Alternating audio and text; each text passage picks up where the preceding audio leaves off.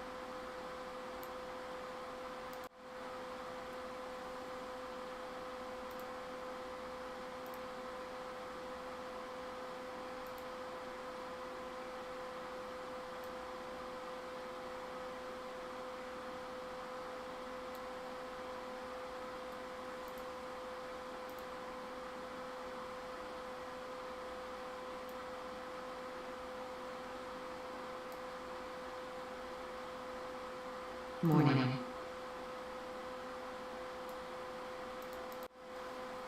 Hey, what's up?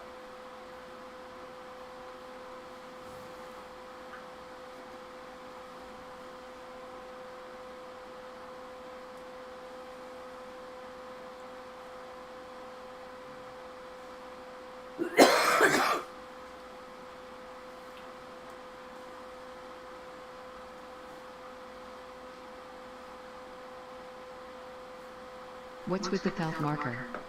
What's Where? with the south marker?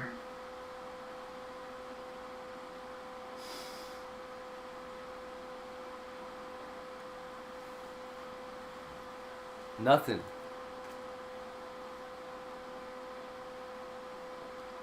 The penguins have been redacted.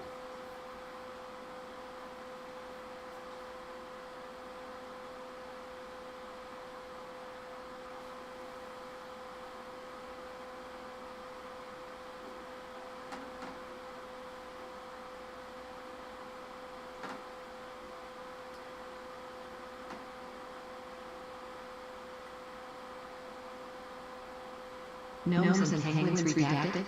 Why?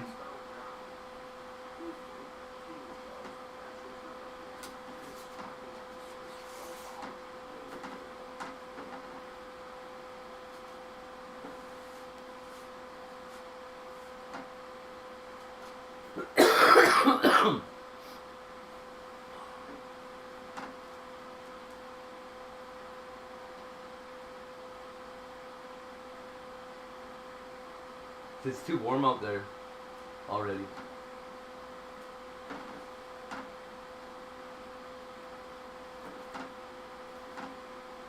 Why?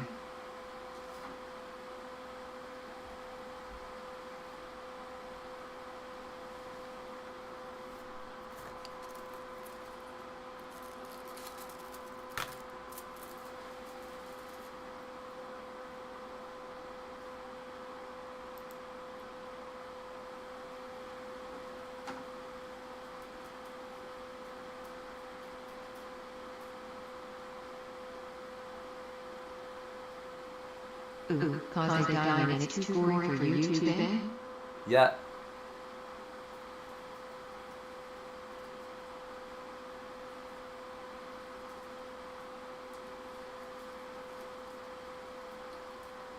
That is correct. It looks terrible out there. The gnomes look more like gnomes than they did.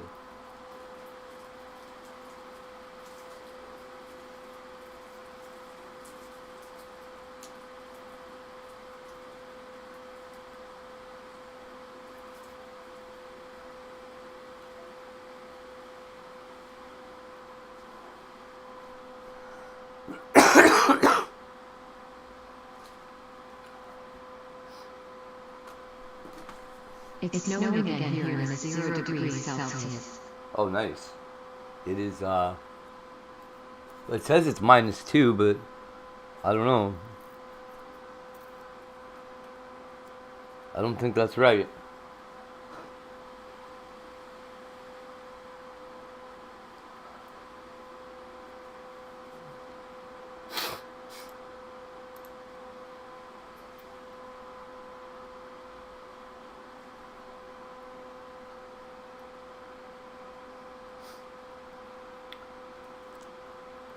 That pile of snow at the mall yesterday is awesome.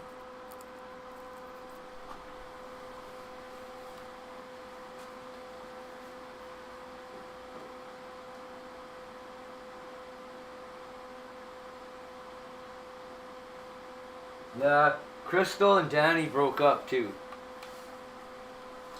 Crystal and Danny looked like they had some kind of fight.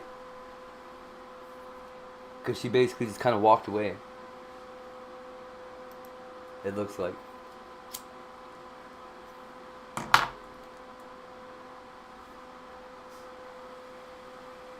I think. I don't know.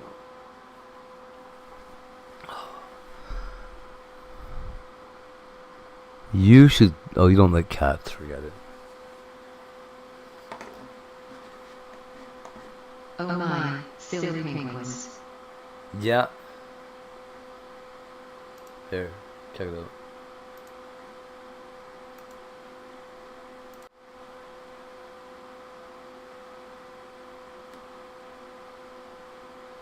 Danny's all effed up. You should. What?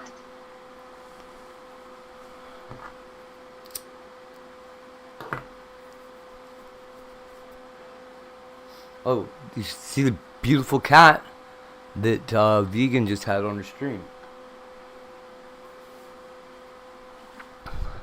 But you don't like cats, so don't worry about it.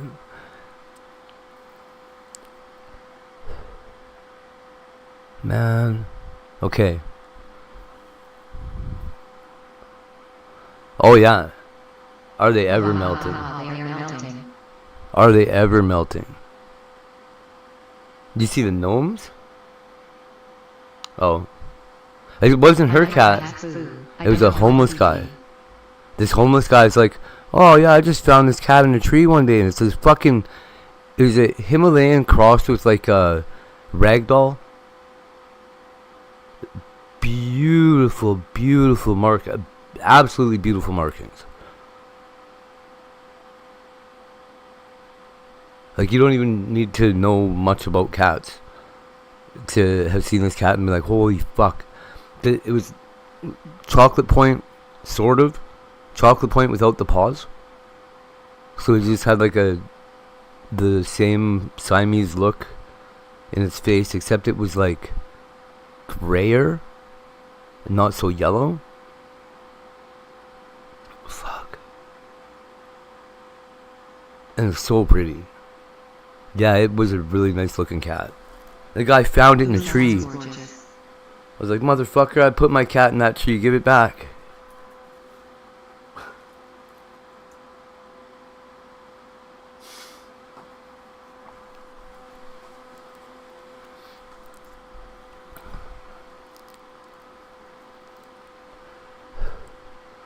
I'm not a cat breeder or nothing, but I've raised and lived with cats for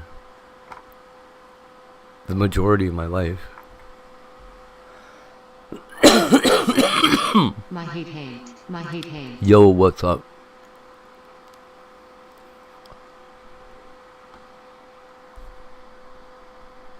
I love it that Yeah. most people take better care of their pets than most people. It's pretty crazy.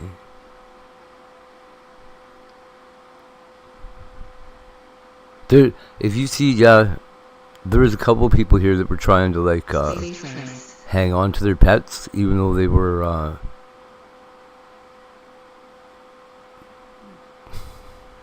incapable of taking care of them, I guess is the word. They're like falling asleep on the street and shit with a dog tied to their leg.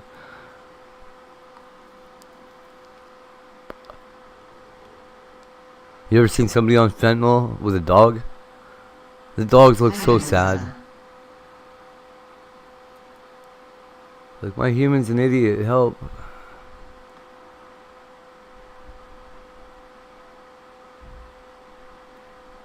We were, me and the stream walked through the park by my old place one day, and there was a lady nodding out with her fucking dog. And she only woke up when it started like pouring rain. But she was nodded out in the rain, just standing there before that. It was fucked up. Oh.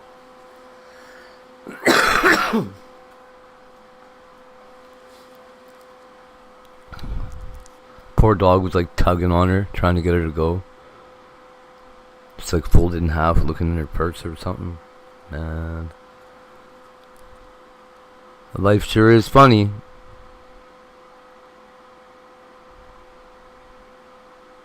That's sad. Do you think you could like rob a bank right now? Like rob a bank, run outside, put on a fucking scuffed up, scratched up goof hoodie, and like fold yourself in half and they just run by?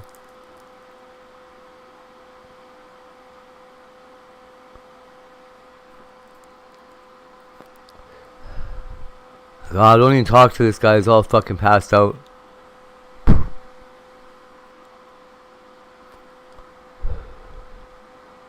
I bet.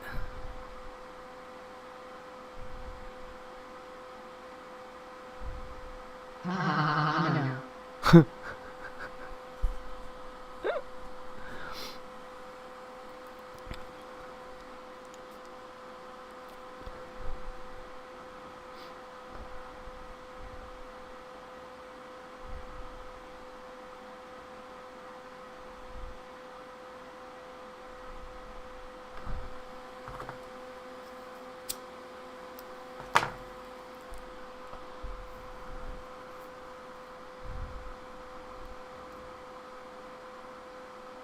So I'm definitely going to dig into the snow here and shield the next penguins from the sun.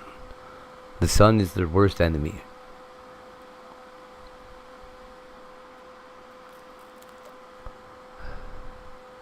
The sun, and then maybe little kids, and then a rabbit.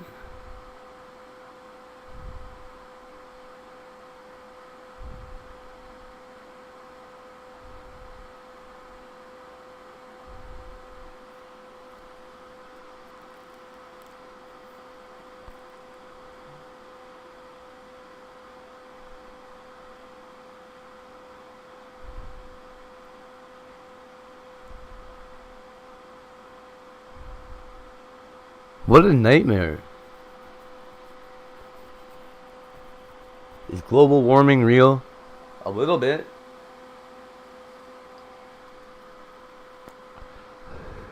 It's certainly something. We went from...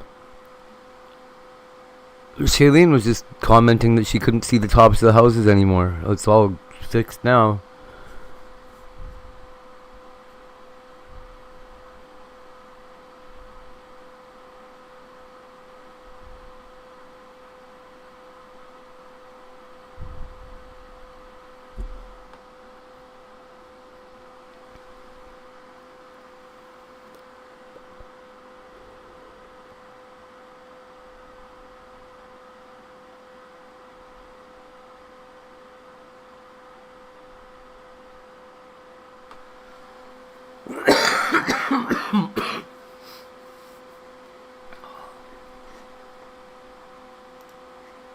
So, Space, I'm trying to get one of our friends from Riverside to go find Tyler Chase.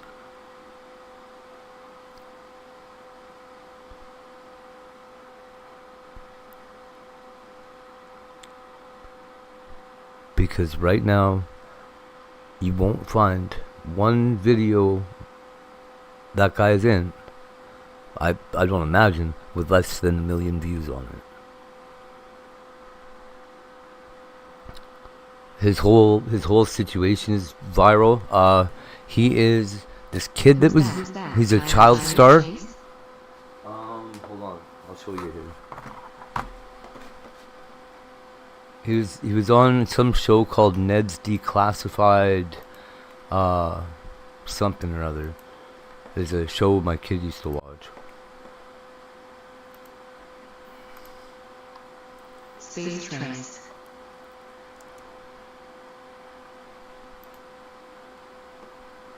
And so the thing is, there's so many people with their eyes on this guy right now that anything that he's in ends up exploding. 10,000 views on this shit. Did you see this guy in the news yet?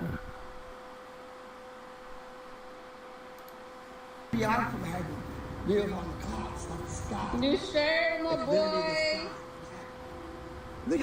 What a weird individual. Oh, it is. So, he's living on the street in Riverside. No. I stopped. People are trying to make his life better and shit. He's on the street in Riverside. Going viral. All over the place. People just had him in a rehab. And he got back out and he's like on the street. I assume back in Riverside. I assume he'd be really easy to find. He got himself thrown out of some hotel. So, he's both homeless and mentally ill. Squirrel? Where? Out there?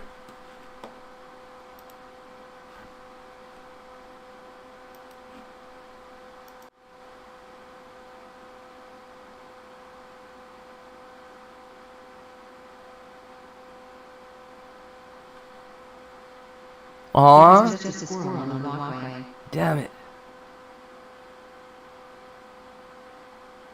There is squirrels out here. I was wondering if they were alive still.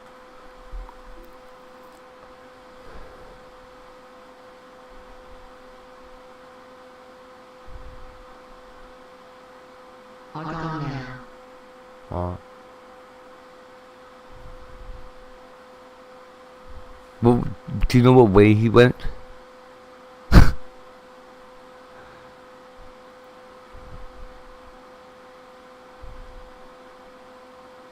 Of course they're still alive. I don't know. I thought they were like hibernating or some bullshit.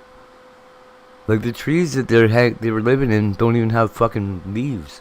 I don't know where the fuck they went for where they're living. Maybe inside like the building. I know where they get their food and everything. Like they've been so on the leftmost part of this frame here. There's a tree right beside the edge of that building. They live in that tree, or they lived in that tree all summer. He went away from the camera past the penguins. Oh, okay. Oh, whoa. He'll probably be coming back then somehow. Oh, he might just bomb across the field.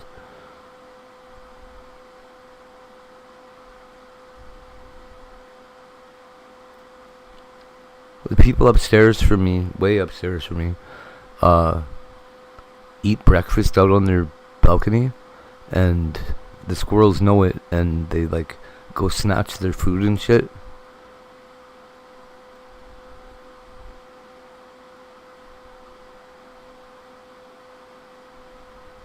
I was hoping we get to see some squirrel activity.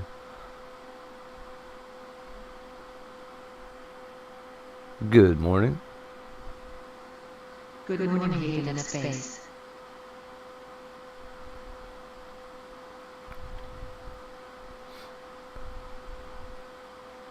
So, yeah.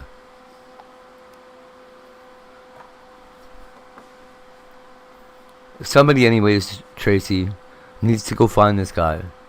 Because he's on drugs, and he's homeless, and he's mentally ill. He'd fit right in on the RV.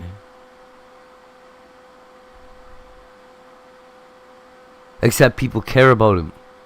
So it would like get the RV shut down. Who is that? X66XX555. Who are you? Mary fucking Hilco asks.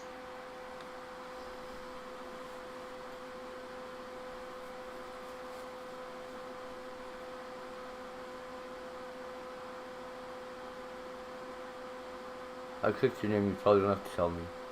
Okay. That doesn't tell me anything. Your ex. Okay. Good enough. Troll.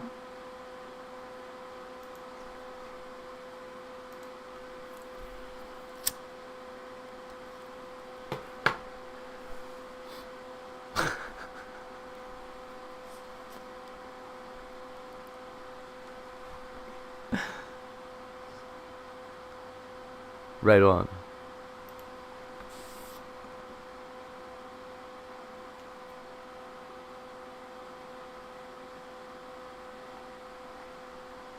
So,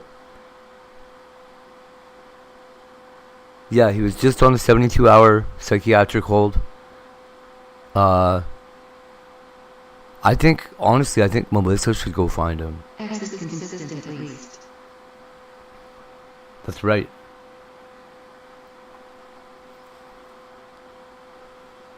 I think Melissa should go find him because she's a good person and she's nice.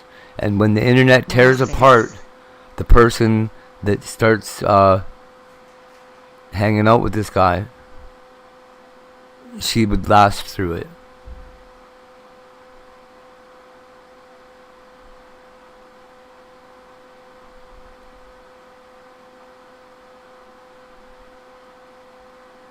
Because anybody filming this guy, like that Prophet Muscle guy, he has a inassailable character. It's the only reason that he was able to film this guy over and over. I'd be worried about Melissa being triggered. Yeah, it is around her, kind of around her people, right? He's in Riverside, like. If it was possible to help this guy, and he wanted help, he's already got, people dump money on him. They're like, somebody give me a Cash App so I can donate money to Tyler Chase. Yeah, that's the thing.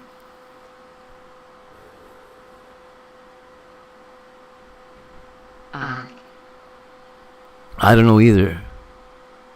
But eventually somebody from IP2 is going to get their shit together and go over there and do it.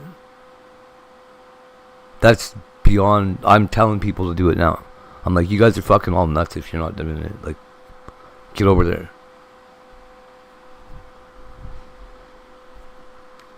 Because he gets, let me see here. On TikTok, he's getting millions of views for anything that films him.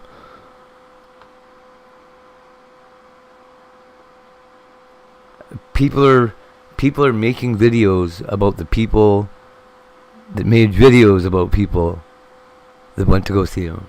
It's crazy.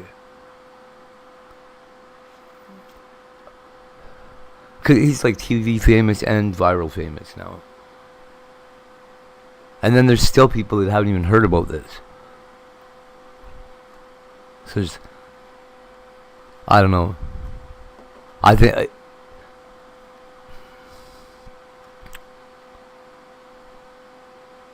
So basically you want Melissa to cloud chase? No, I don't. Well, a little bit. She already wants to be, whatever. I'm saying, be a positive force in this guy's life before the rest of the internet fucking goes and shows up and fucks him up. Is what I'm saying. With the added benefit of he's fucking famous, and this would be a bigger step up for your career than IP2 would.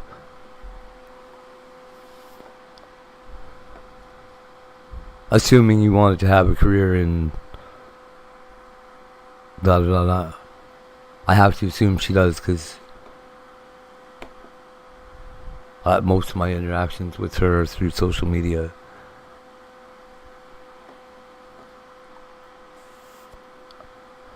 Fair enough.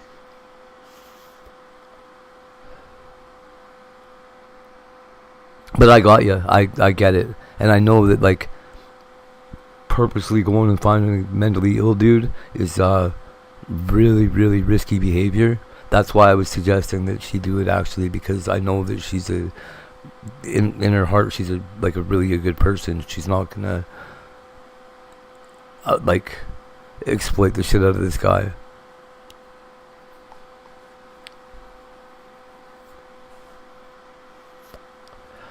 I don't even think she'd film him if she didn't have permission.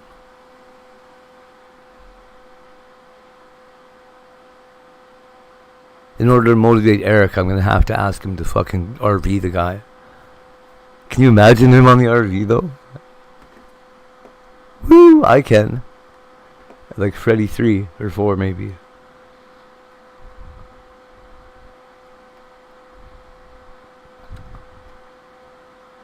VP's somewhere in California. I didn't say nothing to her yet, but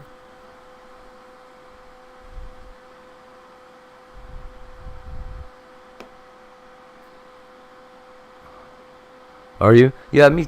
You know what? Who cares?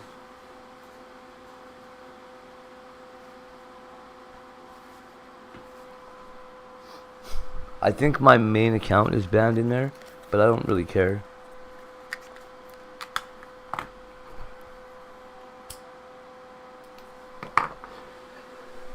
Eric's got no reason to be mad at me.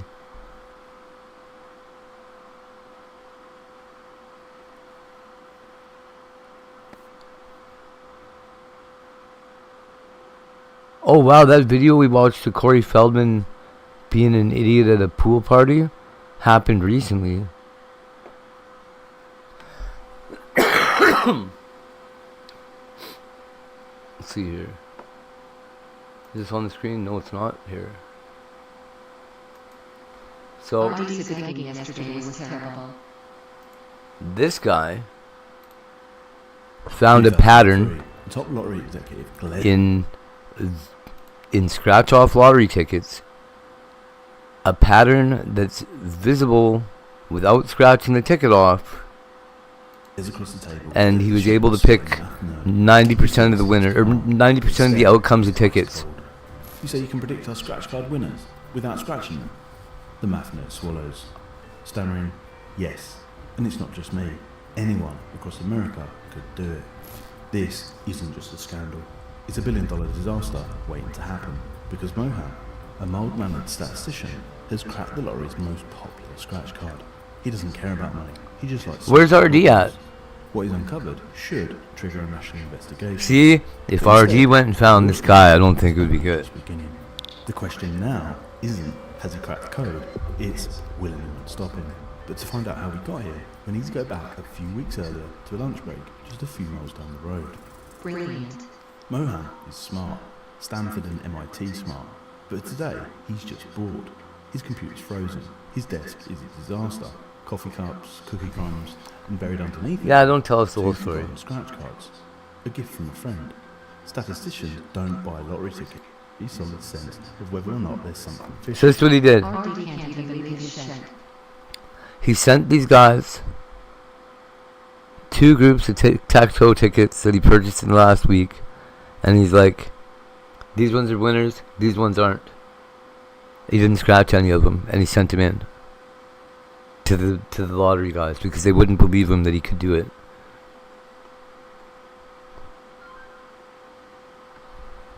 And he was right on 9 out of 10 of the tickets. So they're like, oh shit. He sends the package at 10 a.m.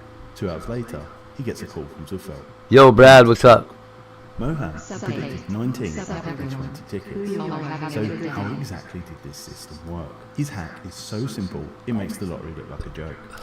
Later that day, Mohan sits down with Zuffel to show his hack is so simple, it makes the lottery look like a joke. Cat, hold on, can you hear this? Because I'm going to make sure you can. Yeah, you can. Okay, good. Oh, man. Time is limited on this warehouse. We're rocking Jungle D and low. You want to learn how to win the lottery, Brad? Hey, space.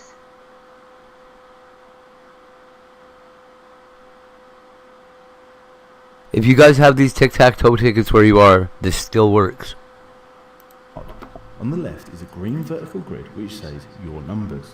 If you scratch it off, it reveals 24 different numbers. If 3 of your numbers also appear in a row, horizontally, vertically or diagonally, across any of the tic-tac-toe boards on the right, you'll win the prize shown, the top prize being 50 grand. But with Mohan's method, you don't need to scratch the cards. Step 2, he maps out how often each number appears, once, twice, or more. The trick, winning numbers only appear once. Find 3 of these in a row and you've got a winner.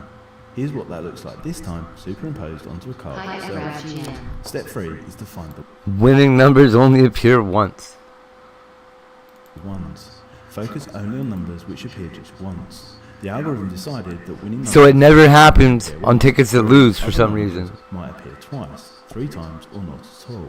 Spot 3 of these single numbers in a row, and you've probably found a winning line. If that happens, then step 4 is to finally scratch off the blue grid. And look, you've just won $10. And that's where the story should end, but it doesn't, because the scale of the scandal is about to be revealed. So he walks into stores and he looks at them, or take a photo. Yeah. Checks the number frequency. That's why. If anything, and it still works today. They can't fix it. If you are interested in hanging your fire a bit, hey Bobotosh. I guess the only ones you'd miss is maybe potentially a ticket where there was 2 winners. You might mistakenly think was a loser. Thanks, Bubba. You need to do this. 8 meters watching Bofo. Boom. Yeah. The tic-tac-toe game gets taken out of circulation, and the Ontario Lottery and Gaming Corporation blamed it all on a design flaw. Its printing company, Pollard Banknote, claims that it's a freak one-off and we can all live happily ever after. But Mohan is not convinced.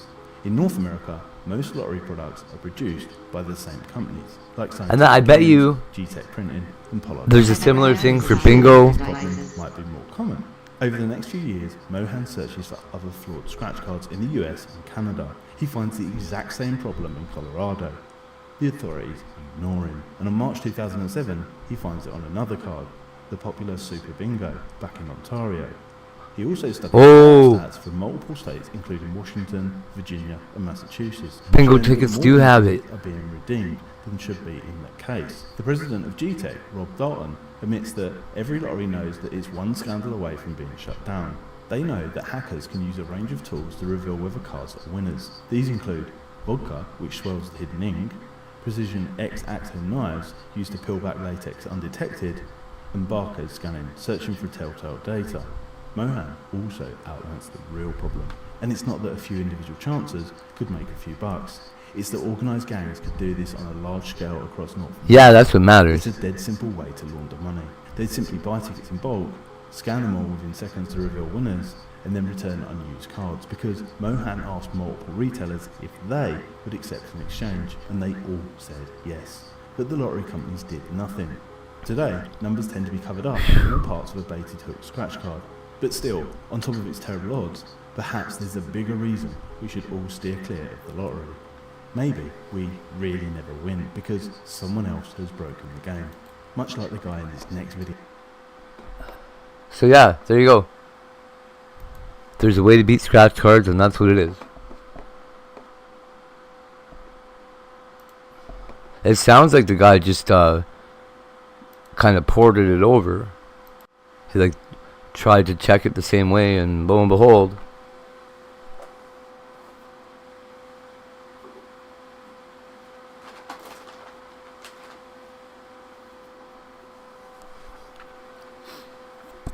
it makes sense that they would do it that way, because, man, you wouldn't want to be accidentally printing winners that didn't win. Like the red back is not winner.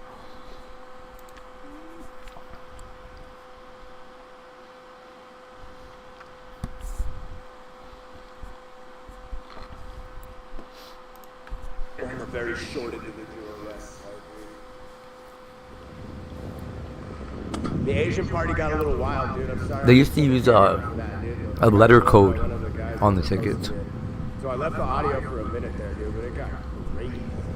so the retailers could visually identify a winner instantly. They didn't want to hand me their There's like a set of number or set of letters that they had on them. I didn't want to say that R word, but yeah. My mom worked at a lottery retailer once. No, I don't know what game it was. We were rolling some dice, dude, and the loser was the winner. So I had like their manual and shit. I used to read everything. Yeah, bro.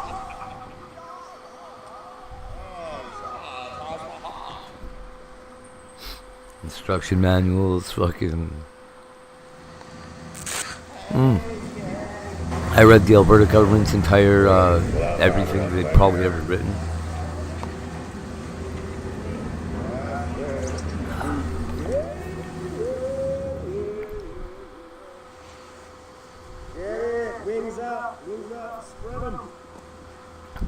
But I have their whole CPS manual memorized.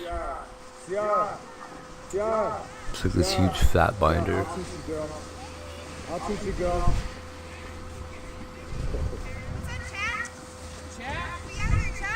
I'm officially Chad. I'm Chad.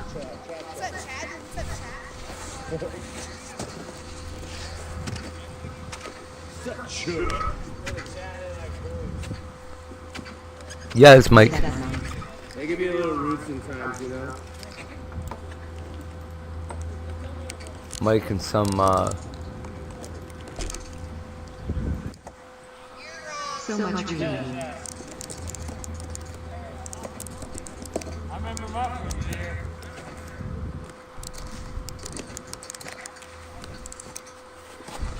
Ooh, wait up, girl. Get out of here. I'd like to get a hold of the Look who knows how to snowboard. like the officer's manual for the Edmonton police. Yeah, they are not doing good. This guy hooked me up with a chicken. The gnomes look like elves.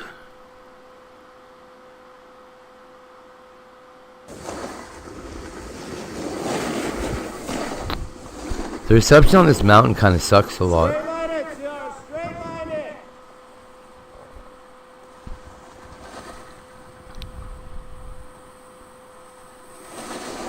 It's neat though that the cell tower can follow him down the hill at all.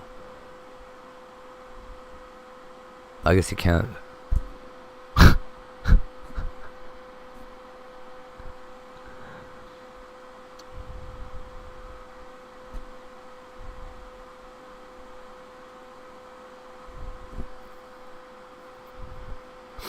So what I don't get is how do you guys keep that fucking fake snow on your ground when it's as hot as it is there?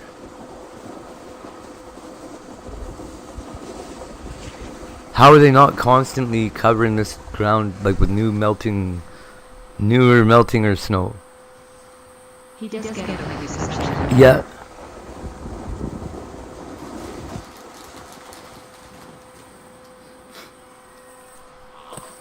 I remember back in the day, if you were on a mountain, they just guaranteed you weren't getting anything. Oh, I thought we were going to do the box. It's cooler up there. I feel like taking it. I would think just that California sun hitting it would That's another shit part about it. do it in. Did we beat Chad down? Whoa. Check out that kinker. But yeah, I guess you're right. The thinner atmosphere is gonna probably have a pretty big effect on it.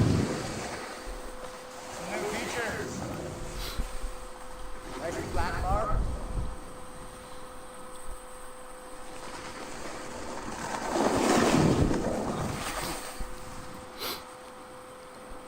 I don't remember what our elevation is like here. And once you get to the bottom of the mountain, you lose all the refreshing fuels. Oh wow, really?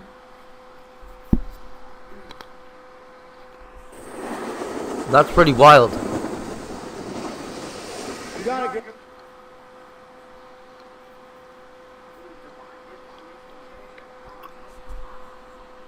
Yep, yep. Are they big there? So it'd be like air conditioning while you ski. No, you got.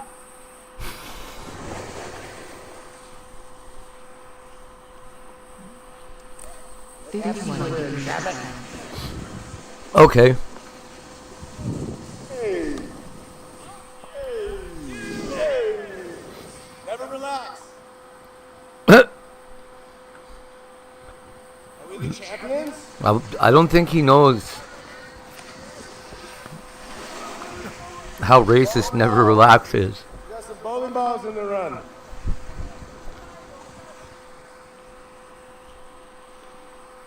colder at night. Here.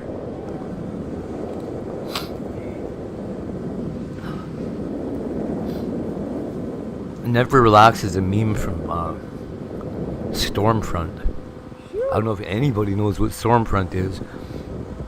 It used to be the most popular white nationalist, white supremacist Brake check. Brakes are forum on good. the internet. Did you check your blinker fluid? Next only to powerbodybuilding.com or whatever it was. Unstable selfie stick.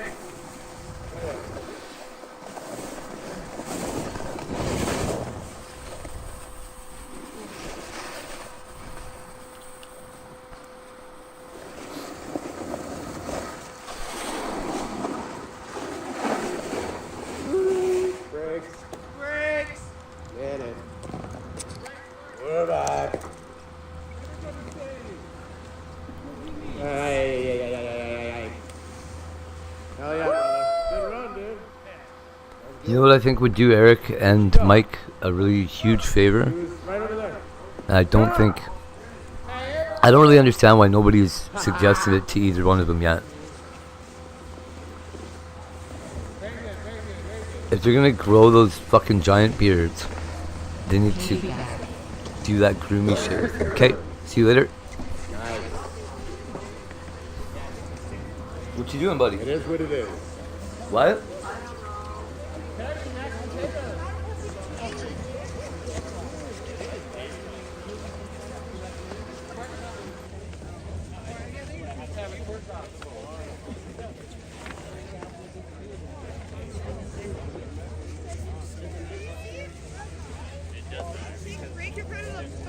Yeah. She was far away, though. She was far away.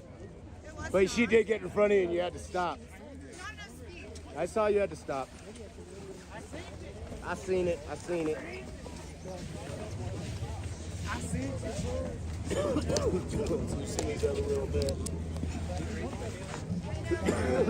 Still got a cough.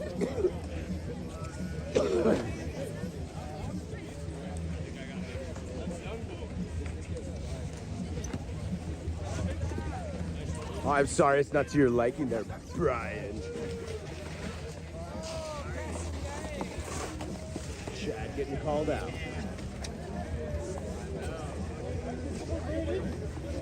It was me! It wasn't me. It was the one-armed man. Ugh.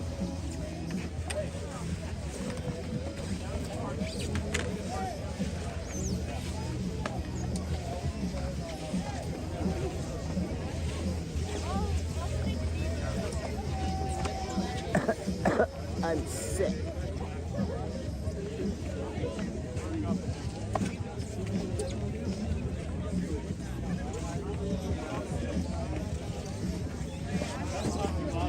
My eyeballs are stinging.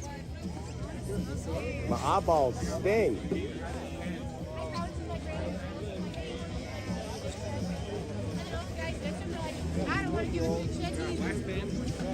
There you go. There you go, a little puff pass. Just a little DMT. Fuck yeah. Imagine you hit the DMT on the lift and you just fall off. And you trip on the ground. Oh, how'd I get here? It starts echoing, you just fall off the lift. 7,000. 7,000? Yeah. Golly. Big Bear Weather Report, it's ass. Don't come here. It's botted. Hit my ring! The end.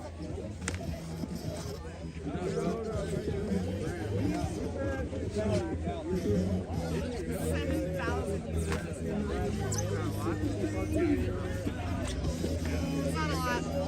Sounded like a lot. Nah, they bought, dude. I had like 28,000. And it was like, yeah, right. Chat doesn't even move. DMT, light it up. Hey, your CD is scratched. You upgraded everything but the music system.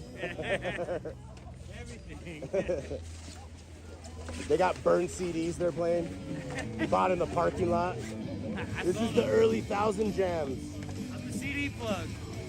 Greatest hits from 2000. Yeah, but I hate this part. Dude, if I pass this that decline again, I'm like, what the fuck is going on? Yeah. YouTube. Denied. Oh, there it goes.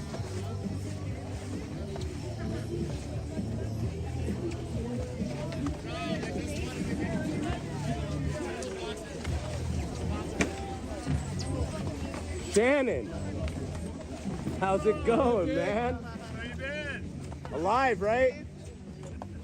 Above ground, motherfucker. It's been a while, what, like 15 years? Maybe about 7 or 8. 7 or 8, yeah. You too, man. Okay, who's going with who here? Come on now. Everybody, I won't leave you alone. Don't shuffle. worry. This is like a deck of cards, dude. It's like a deck of cards.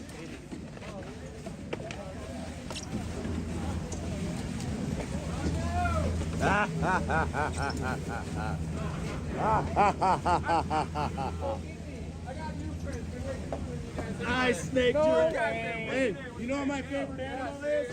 It's a snake. They got new leads. I'm a snake. I'm a slithering little snake. I'm a slithering little snake.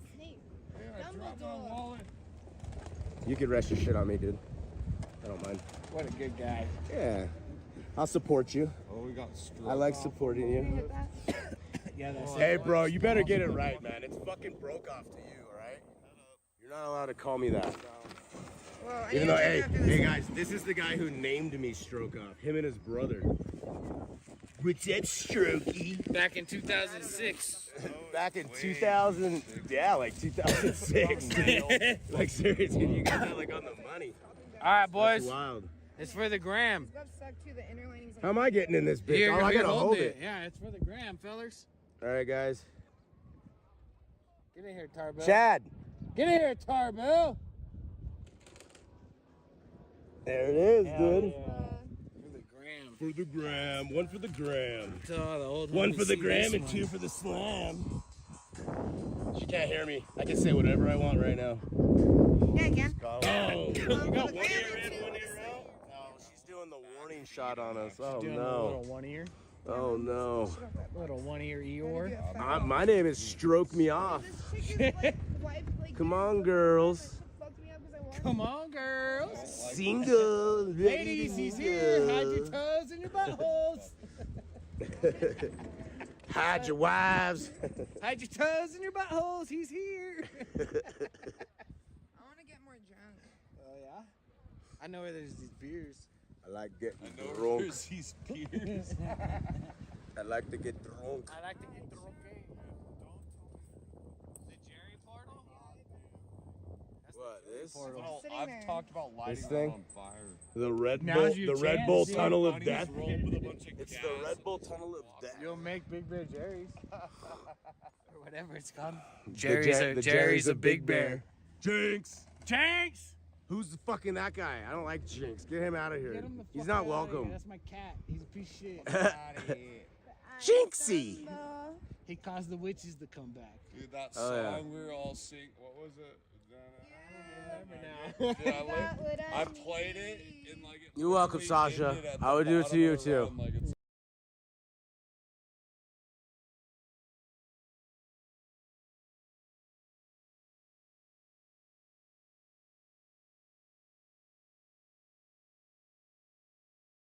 Yeah.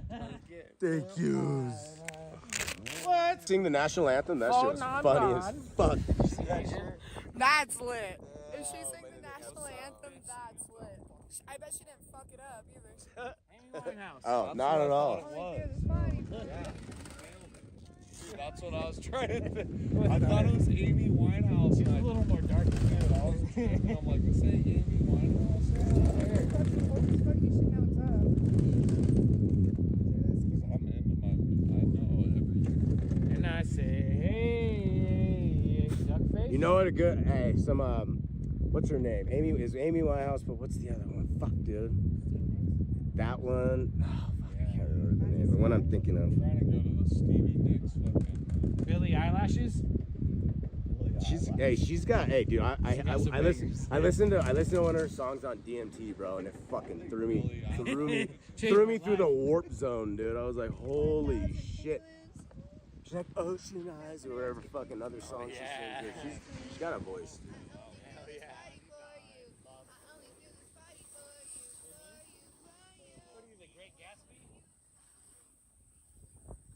Hi.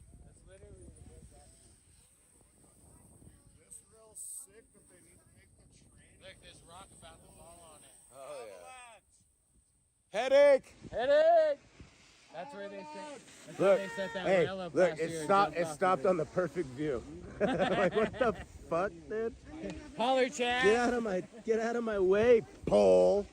Get out of my way, pole. Why are we right on the fucking thing, dude? We're like right on it. Well, you don't want to teach me more? There we go. No, no. No. I listen to you because you're mean. We're on chair 63, dude. We were 6 chairs short. If we would have waited 6 more chairs, it would have been 69. Nice. Oh, keep it flat, homie. Can't park there.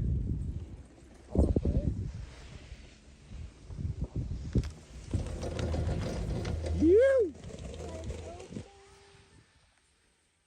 Nice.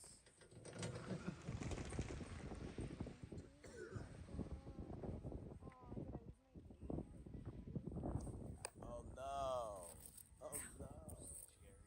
Stupid headphones. They're pretty loud. Oh, Me gets banned for throwing up. Mog me. You know gang shit? Mog me. Come on, girl. Mog me. What's mug? I don't know. You tell Bah.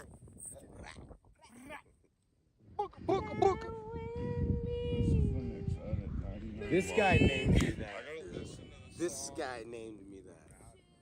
And it popped up first when I searched it, so I was like, fuck it. I'm doing my nickname of a nickname. Save me. Save me. Save me. From what? From who? Before I come undone.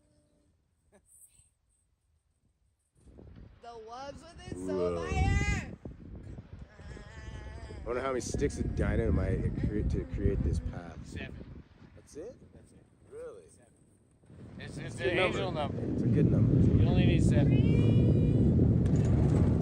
A pathway to the promised land. Pathway to the prophecy. We made it. We made it.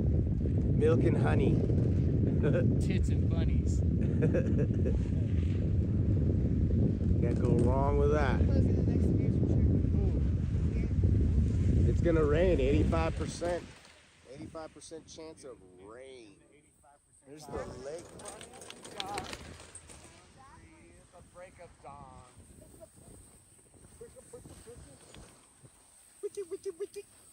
Y'all better rip. Y'all better rip. These nuts. Alright, made it record.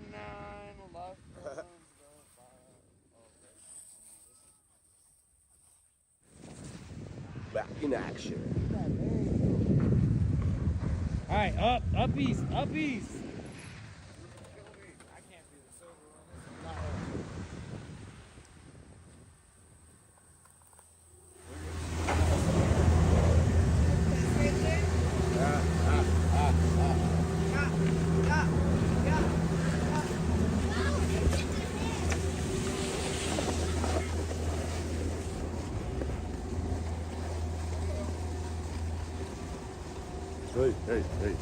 Hey.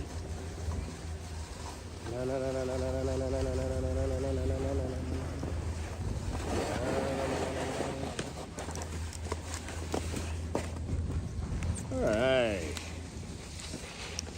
Another beautiful run.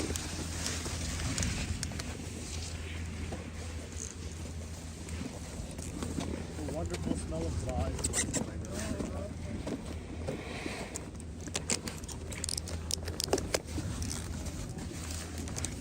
Get in quick.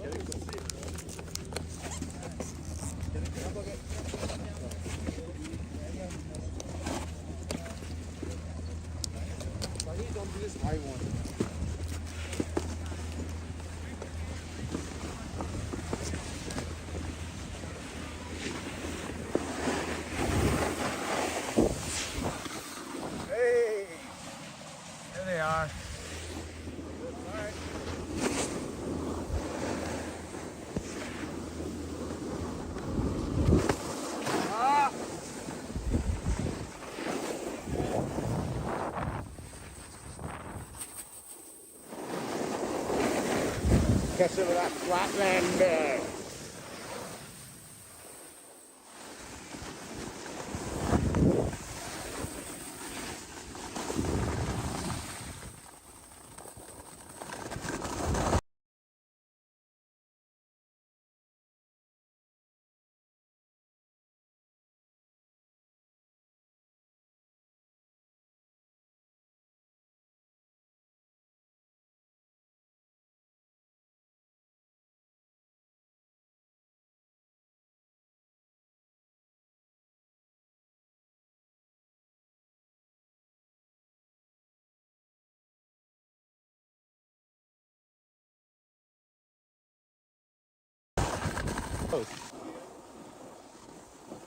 Flat light.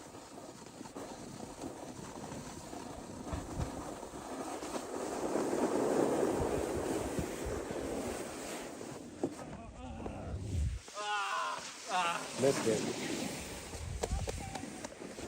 There he goes. Knocked his music off. He's pissed.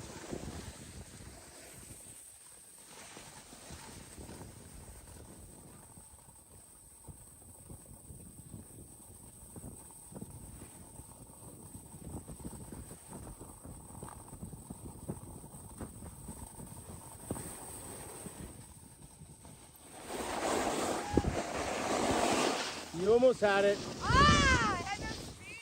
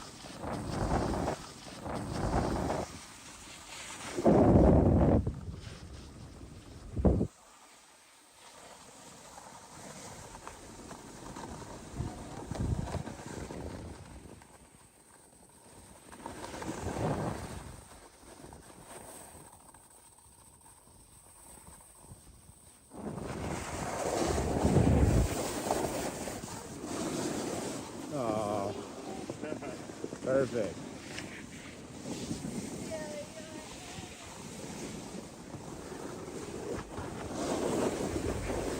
Watch that. Watch that Check elbow. it out is also the name of his The elbow. Discord server. You're not healed Join at fully. https://discord.gg/discord.gg/2SUVNGR5S. Yo, yo, yo!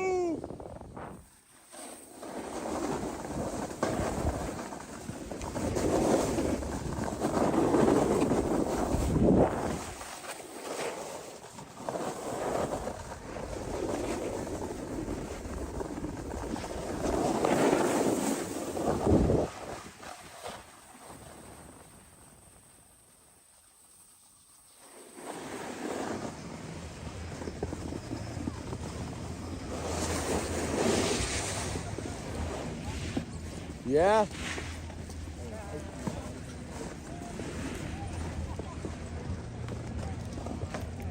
All right. Yeah. You want to film me? Yeah. Here, I'm just gonna do this real quick. Oh, look at him go. Look at this guy. Everybody move. Everybody take a view. I'm not at a good angle, but we'll see what we can do. Yeah, you're at a great angle. Come on, chat. Tell him. Oh! Shit! McTwist! The damn speaker. Look at hit the me in hair. head. The damn speaker hit me in the head. You're holding it sideways, guys. Dude, I had the whole frame in there. This doesn't matter. It makes them have to go like this. Well, I hope It's their fixed. necks were It's okay. exercised. Hey, my fucking speaker got me sideways right in the noggin. But next time I know better, Chad, my fault. Yeah. No, it's fine. It don't matter. Who's Somebody's yelling. screaming? Somebody's yelling. Dude, I caught someone dropped their board on the bunny hill yesterday at Summit, and I fucking jumped in front of it, saved the day. Save the day. I was like, yeah, stop. Day saver. I was the missile. Yeah. Who's yelling? Oh shit. Jerry Missile for sure. The hour's probably just waiting for us to back in line. Oh, where is she? I'm sure it doesn't matter, but whatever. Yeah, exactly.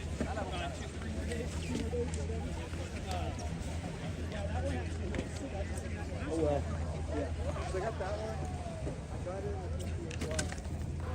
Stop wearing clothes.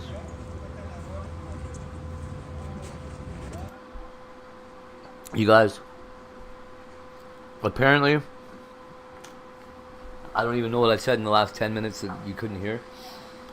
Apparently, our clothes are releasing microplastics into our environments around us and causing cancer. Maybe.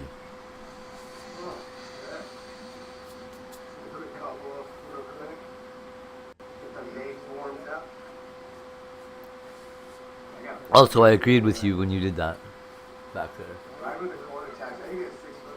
I think 10 seconds is too short.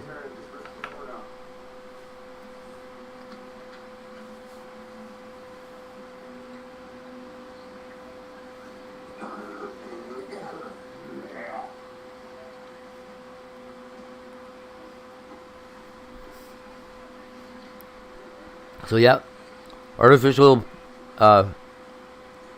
what are they called? Synthetic fibers, sorry, not artificial, appear to be leaking plastic, whatever, microplastics into our shit.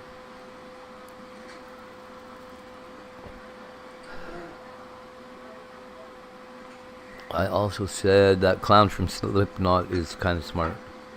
And I have to get my power hooked up here, or I am going to be not a guy with a home in a minute. These guys say they want $500 to do it. Fuck out of here.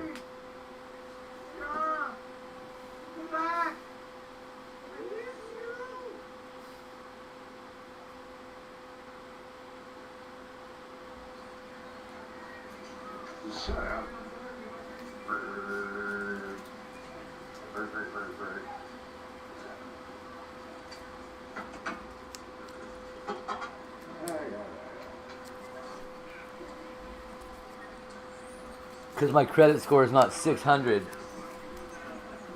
I don't know what that means. Hey, at least it's open. They're closing. No? You want to know it? You want pepperoni? You guys think they're gonna close tomorrow because of the rain? You want it? I hope not.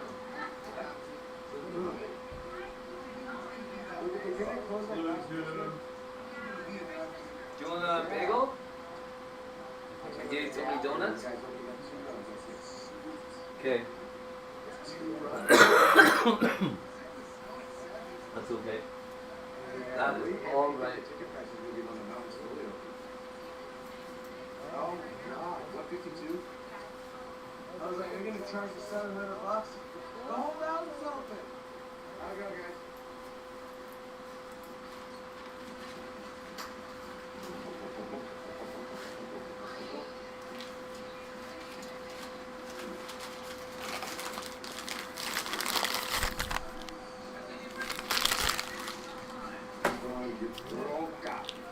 Yeah, if Melissa doesn't want to go find that dude, I don't blame her at all.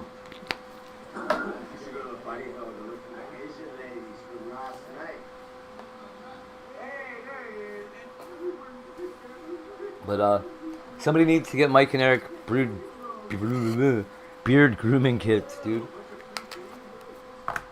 If they had like, if you fixed those idiots' fucking beards so they didn't look homeless when they have their beards, I'm sure they would still like, I don't know, could still land a chick here or there, go to the bar, you know, all dressed like idiotic lumberjacks or whatever.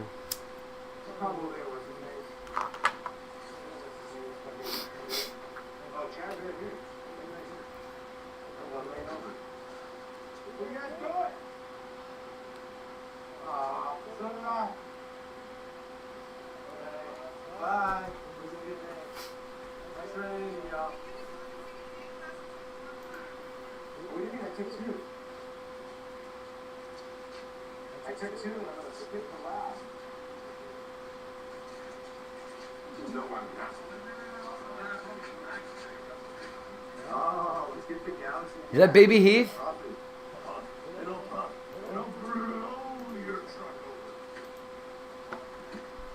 This is our now our parking spot. Yeah.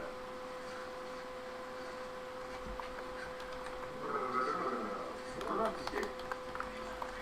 I know. I mean, I don't have a drinking.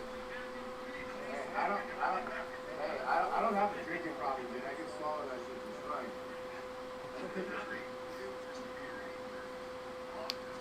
I didn't have a problem drinking. Drinking had a problem with me. Yeah. Let's get it right. Let's get it right. I gotta plug in the left over of the guy, dude, so I'm gonna put the word in and set it down for a little bit. Put the word in. Oh, hell yeah, dude. I know, so I was telling everybody to do snack. Oh, gotta get in the hole. I love holes, dude. I love holes. I don't care what they are. Slick holes.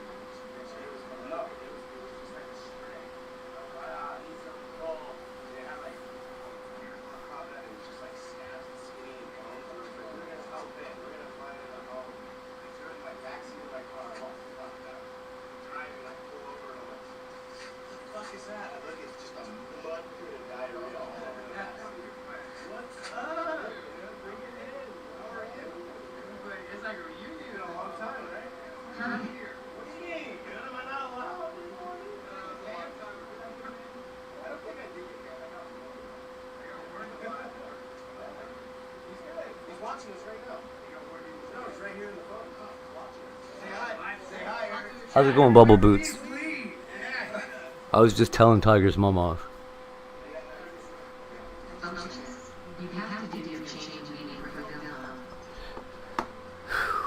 I have to... Whatever it is I have to do. Holy shit. Yeah.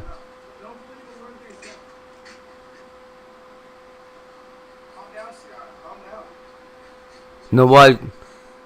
She was asking about Tiger. I was telling her about Tiger because I was sick of her not fucking asking. And she's like, yeah, I want to know. I started telling her. And,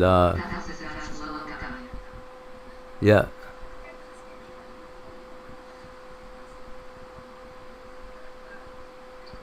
Fuck. Anyways, I was telling her about something and, she's like, well, I can't help with that. I'll just come pick him up. I'm like, what the fuck are you talking about, you stupid bitch? I'm not even asking you for fucking help. You asked what the fuck was going on, like.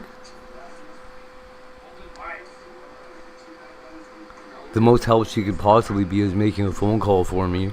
And she's saying she can't even do that, which is hilarious. Because I wasn't asking her for shit. She hasn't done shit for this kid in fucking a year, dude.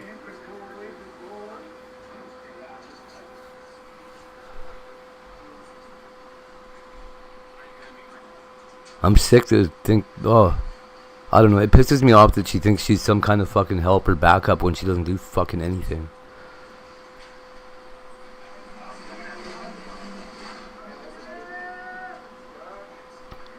Fucking attitude, man.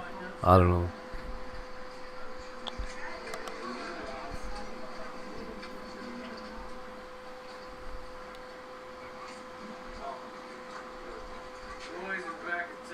Enough to disappear for a month again.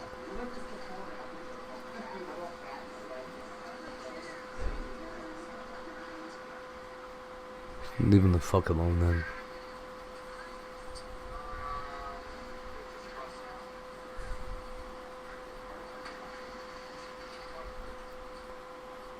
Tell ya, if I ask Tiger to do something, he doesn't ask me to wait.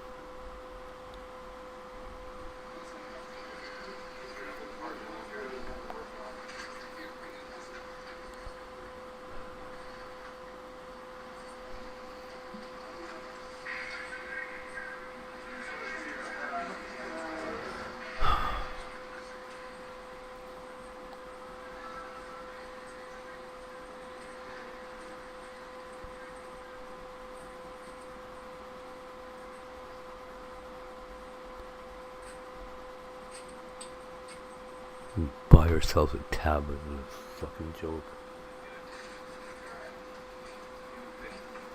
Oh my god, I'm so mad. Can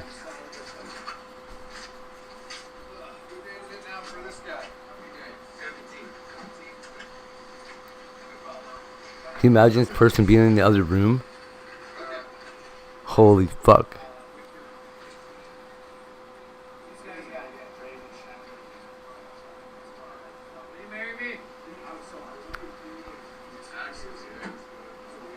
I can feel a vein pulsating in my eyebrow.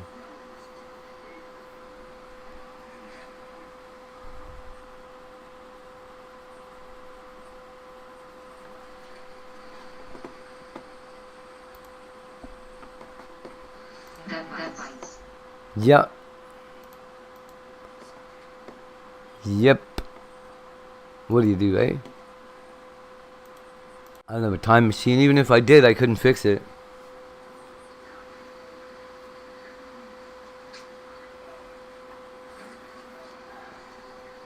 Things would be this way whether I chose them this way or not.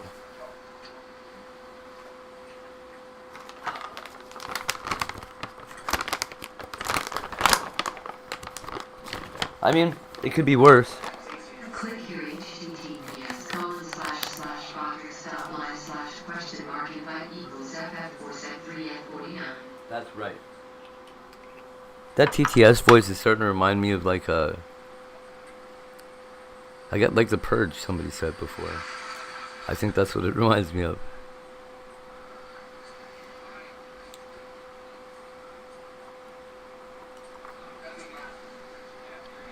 Anyways, I think it would be harder for me to maintain custody and all that if she was more involved. At all. Like, as it is, when we go back into court, I'll be like, hey, Your Honor, why don't you watch any of my streams and tell me where this kid's mom has been?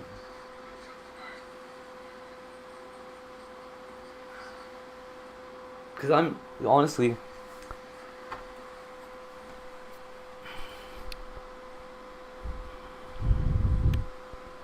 she's getting credit for being his mom, right? The government assumes that Tiger lives with her for half the time.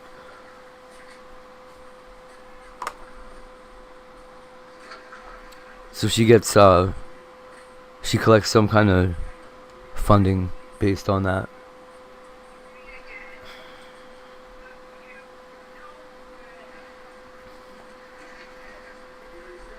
I'm sure all the social workers I talk to are like, she's getting money for him, you deserve at least half of it. I was like, well, he's here all the time, I don't know about half of it. I don't even want his money. I've been trying to save, like not spend money that he's entitled to until he's 18 and he can get it himself.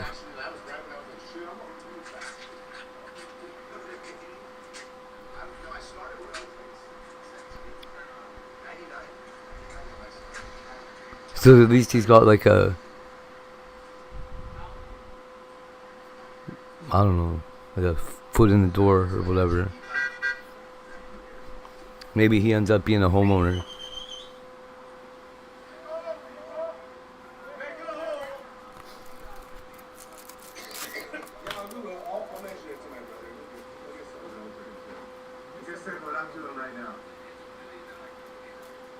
I know, but Bale shit and the other one. What's the other one? Altera, yeah.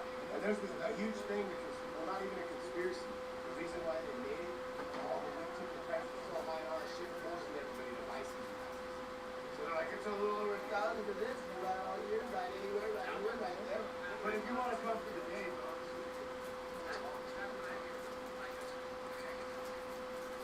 Yeah, I don't think we're doing it.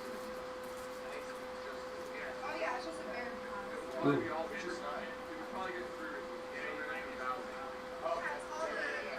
Just the ones that are on the up and down. Yeah, that's sick. Oh my eye. Do you want to listen to Melanie the Bible? Yeah. Is she live? I would love to. How's Jack doing, bro? You guys hanging in there? No, Mike, we're not. You? Look at this lazy woman right there, man. She just has so much energy. Now she looks like she's about to pass out in the... Woo! Thank you, Bubble Boots. Who is God of this world, who has blinded the minds of those who don't believe. They are unable to see the glorious light of the kingdom. They don't understand You missed worship. Oh, damn it. Oh, I missed the music? Dang. Thank you.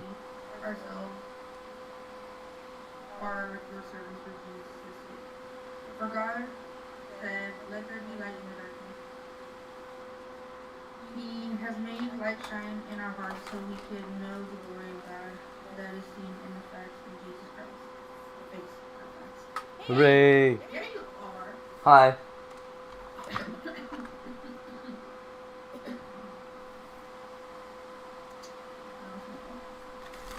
I'm cold. It's not raining.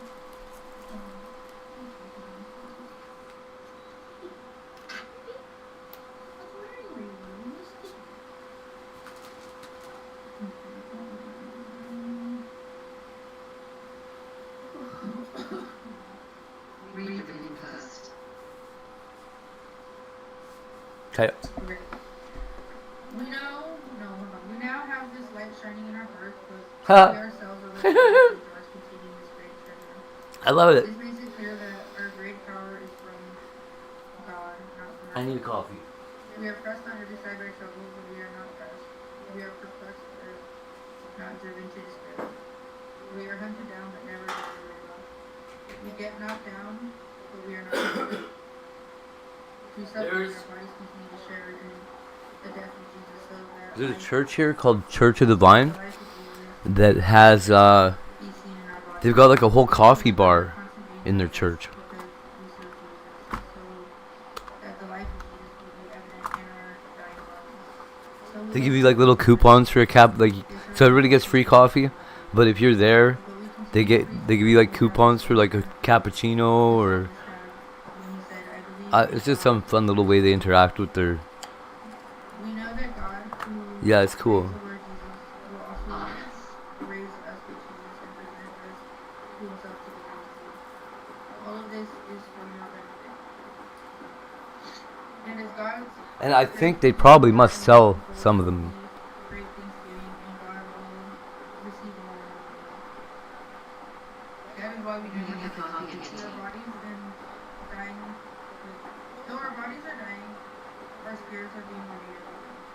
For our present troubles are small, but won't last I forever. think we usually have coffee. Yet they produce for us the glory that vastly outweighs them. I don't really. It's been so long since I've been like When we a look at the troubles like walking in through like the parishioner door.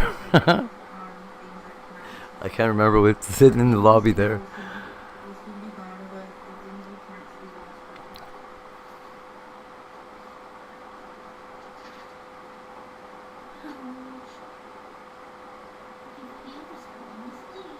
forever. New bodies. 2 Corinthians 5. For we know that when his earthly tent we live in is taken down, that is, when we die and leave this earthly body, we will have a house in heaven, an eternal body made for us by God himself, and not by human hands. We grow weary of our present bodies, and we long to put When I was on that thing, we got coffee, tea, got cocoa, on many many breakfasts, bodies. Oh my! a bunch of Joe pastures oh, water. I We feel live in that. these earthly bodies. We That want is to awesome. die, but it's not that we want to die and get rid of these bodies and clothe them. Rather, we want to put on our new bodies, so these dying bodies will be swallowed up by life.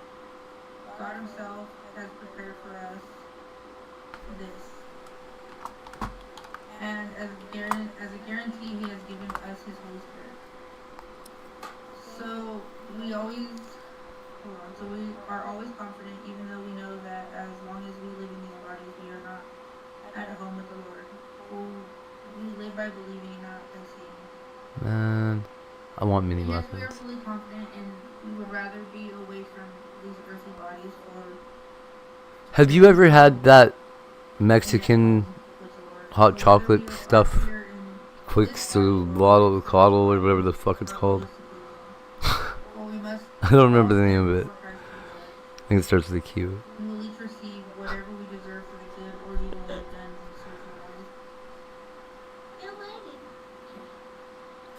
We are God's ambassadors. Because we understand our fearful responsibilities to the Lord, we work hard to persuade others. Our love is sincere, and I hope you know this too. We are recommending ourselves to you again. No, we are giving you a reason to be proud of us, so you can answer to those who brag about having a spectacular ministry rather than having a sincere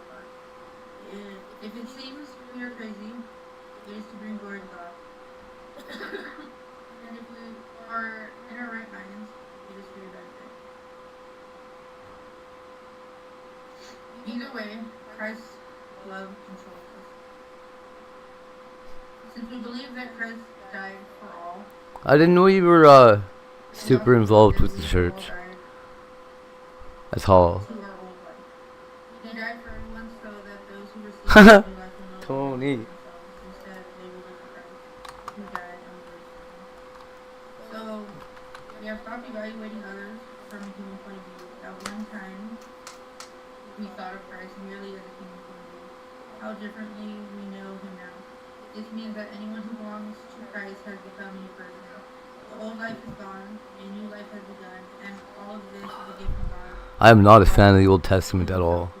And God has given us this task of I was reconciling over people at one to point. Him. I don't know how over involved, miss. Reconciling the world to himself, no longer counting people's sins against them. And he gave us I mean, you're not a nun. message of reconciliation, so we are Christ's ambassadors. God is making his appeal through us. We speak for Christ when we plead, come back to God.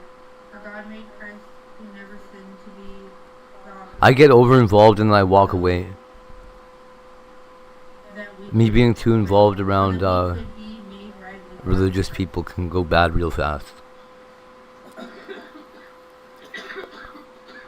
gonna leave off there. Or for this.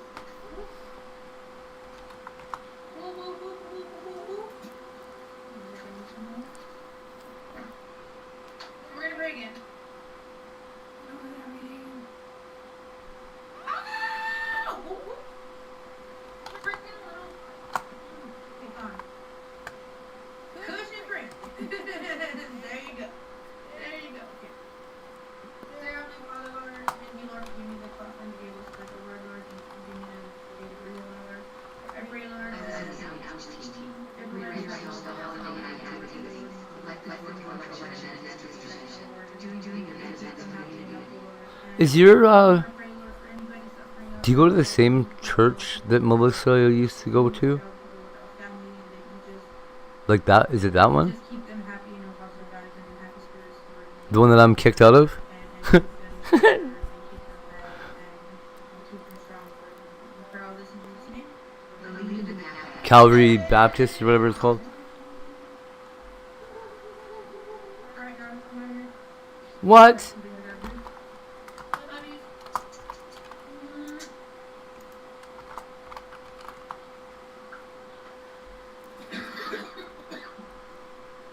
Volunteering on weekend outreach. Cool.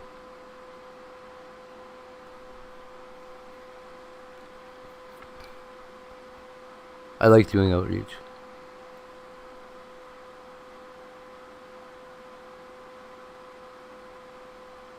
I'm probably a bit of a liability when I do outreach because I'm just like, yeah, whatever you want. Let's hook it up. You need what? Then a bunch of Bible study groups. I forced myself to volunteer. To try and Oh. anxiety. Oh, hey, yeah, you still have anxiety, hey? Did I ever tell you how I got over my anxiety? Okay. No, it's a different church. Have you ever seen a church give away as much stuff as those guys do? What the heck?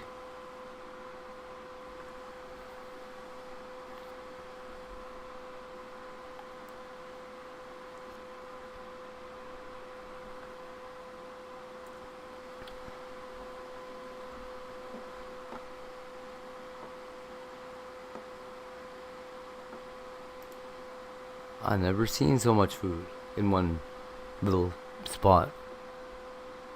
Aw, yeah, I bet. I had to set that down. I really was for.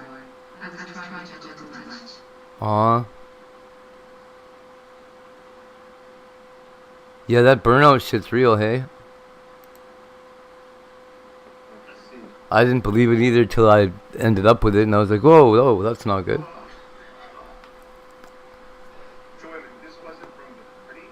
Last week I wanted to save all these guys. Why do I want to hit this one?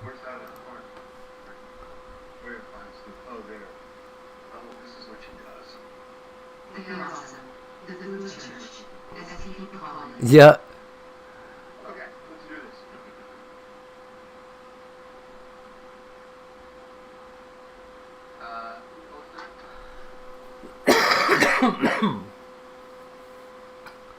We have a place kind of like that here, called the like Marion Center or something. Nice. It looks like they get mail a lot of corporate donations. They must have like the head of some, maybe the head of Cisco or the head of something over there. Aw. So, do you know how a really good way to get over anxiety? You're gonna hate me for even saying this. Live streaming. It's like ripping a band-aid off.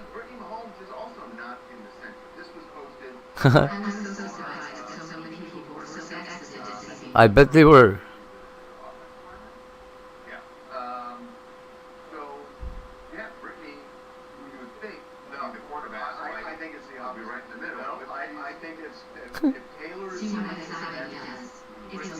Uh-huh.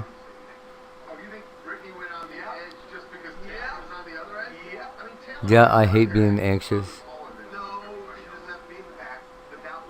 It makes you double guess and question everything. Oh, Costco. Okay. That explains it. Man. Yeah, Costco could. Fucking right. Actually, you know what? People at Costco are usually really good people. Like I think the owners or something must be connected to some church.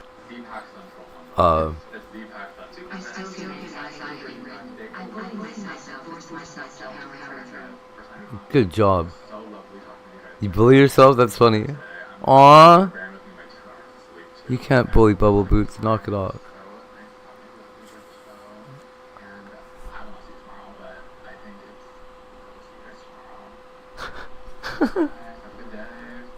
I guess the anxiety, you're like bullying the anxiety back. Oh shit. No more TMZ.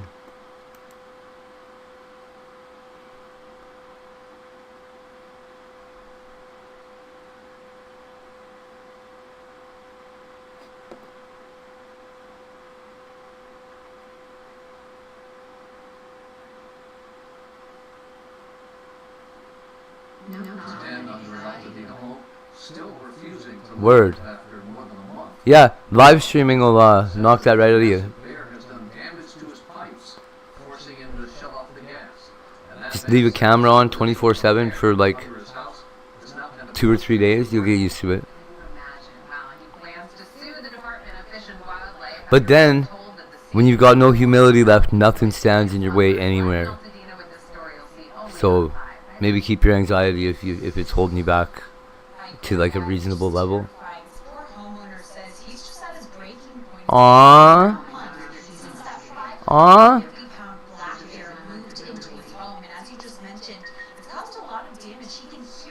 That's so good. Uh-oh. Why'd she answer me after I said all that mean shit? Why didn't she just leave me alone? Ken Johnson says the bear moved under his Altadena home just before Thanksgiving and never really left. I don't even want to look at what she said. It's gonna be like, the police are on their way. California Department of Fish and Wildlife stepped in at first, setting a trap near the crawl space. But instead of catching the large bear under Johnson's home, the trap caught a smaller bear, the wrong one. Ha! Oh shit, you kidnapped its baby!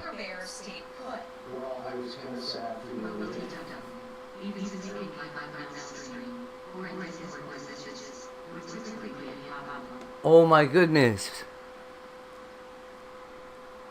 You're doing really good.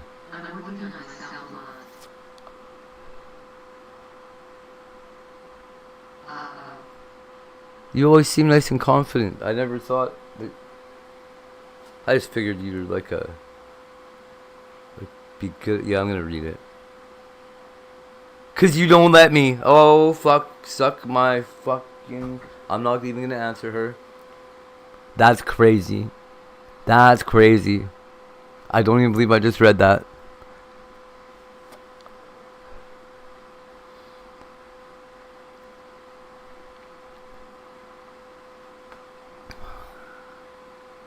Do do do do do do do. Well, at least she somehow feels like she's in the right here.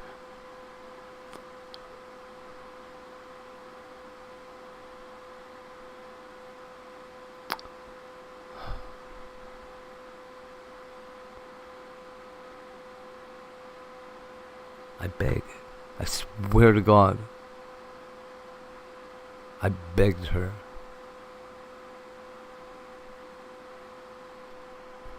That's it. I'm so done.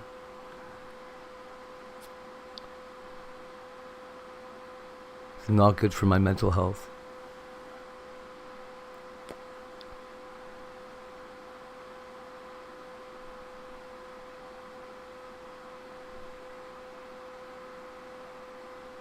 Not giving up. I'm just walking away.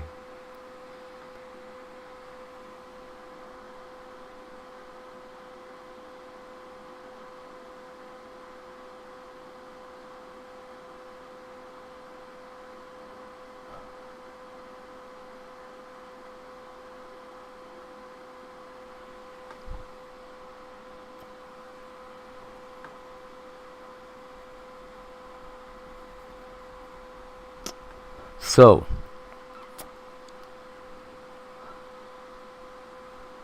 global warming. Is it real? We can't even keep a half a foot tall snowman alive. Well, maybe a foot and a half. No, not a foot and a half. It's like 4 inches short of a foot. Well, he's really short now. I think he killed his wife, or she like ran away. It looks like she's running away. Fuck you, Danny.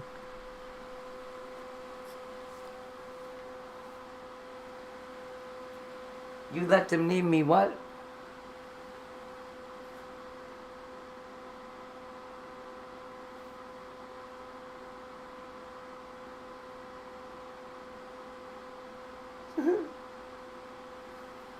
Those gnomes are funny. Uh-oh. Ah! Good God. Come on.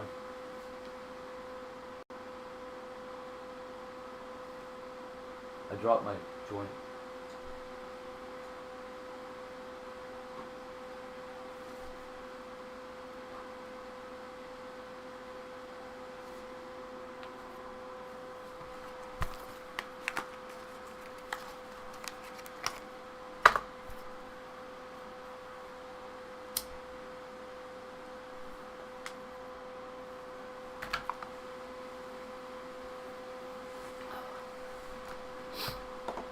Boy, oh boy.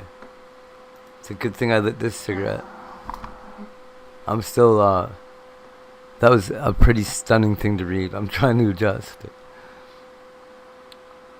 Disney star Tyler Chase reacts to not homeless anymore after living in treatment facility.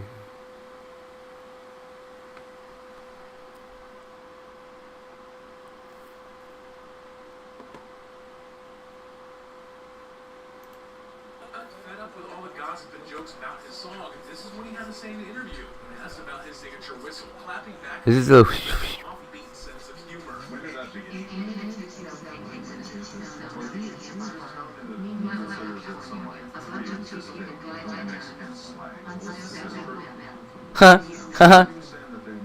right? It's crazy. But here's the thing, just because this rapper doesn't fit the usual tough image people expect, it doesn't mean he's up to anything shady or that Is he the wish guy? But what do you guys think? Is he really avoiding snitching on himself and hiding a secret message in his lyrics? Or is he really Yeah, it is him. rap game? Fed up with all the gossip and jokes about his song, this is what he had to say in the interview. Asked about his signature whistle, clapping back at the haters with his offbeat sense of humor. When did that begin? Well, he was just telling me that he considers it like Whoa. pre-existing Mexican slang. Is this true? But he was saying that they might Pre-existing Mexican slang. But here's the thing, just because this rapper doesn't fit the usual tough image people expect, it doesn't mean he's up to anything shady or that he's less talented than most upcoming rappers. But what do you guys think? Is he really avoiding snitching on himself and hiding a secret message in his lyrics? Is he your ex-boyfriend now? Break the mold in the rap game. Or that's his name. Don't tell me you dated this guy. This is what he had to say in the interview. And that's why his signature was clapping back at the haters with his offbeat sense of humor. I have no idea. I've been looking at it down here. Well, he was just telling me that he considers it some like pre-existing Mexican slang. Is this true? It's like from the cave Mexicans. Do it to describe.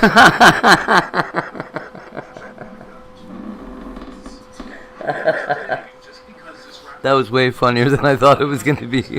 Why? He's up to anything shady, or that he's less talented than most upcoming rappers. But what do you guys think? Is he really avoiding snitching on himself and hiding a secret message in his lyrics? Or is he really breaking the mold in the rap game?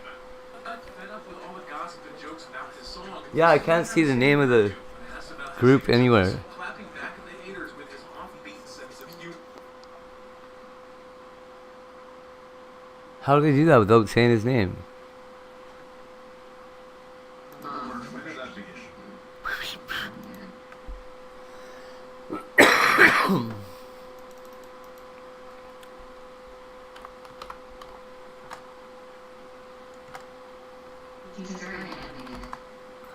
Yeah, he looks pretty, oh yeah.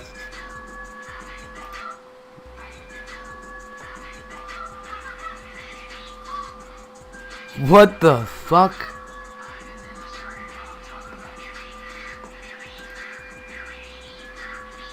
He's got another one?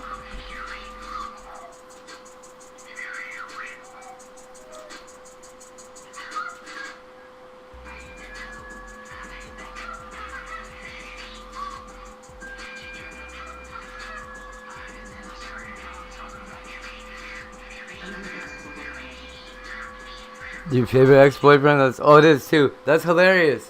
My ex-boyfriend is Man tried to break down the door of his ex-girlfriend. Man tried to break down. Oh my god.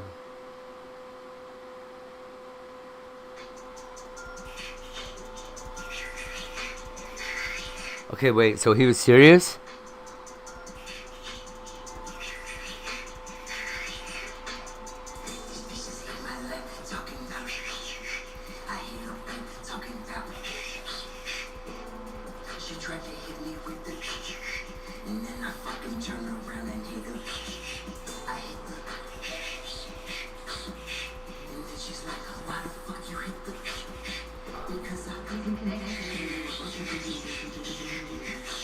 Really?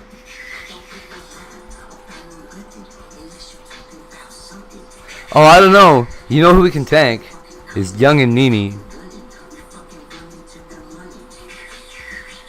I don't even know if you... Do you know who they are? They run IP2's church. IP2 has a church.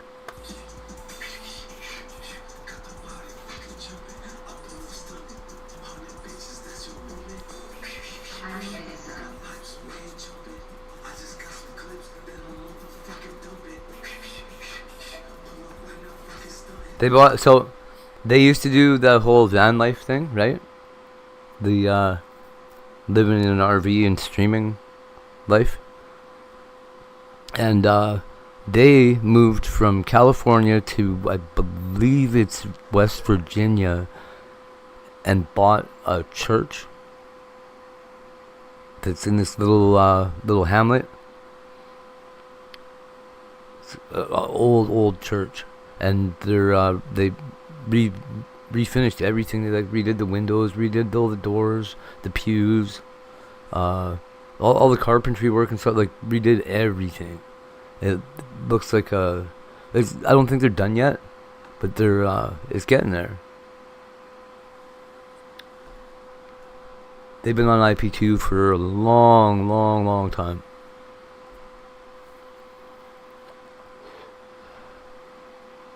Their church was like my home for quite a while.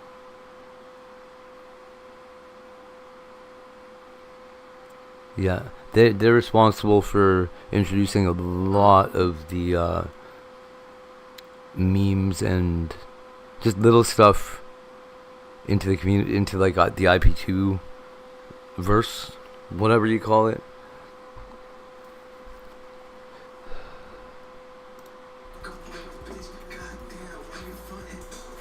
They don't take a lot of credit for any of the stuff they do, but they're both really fucking instrumental.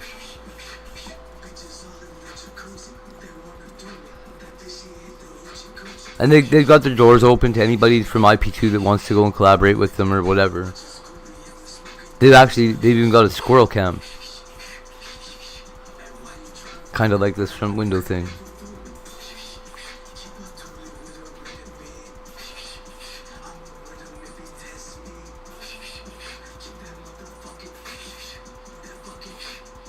This guy looks like he's laughing, is why I thought it wasn't serious.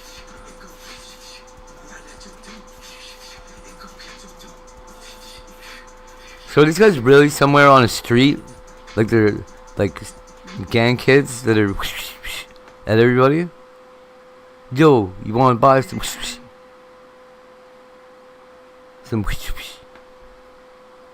need a little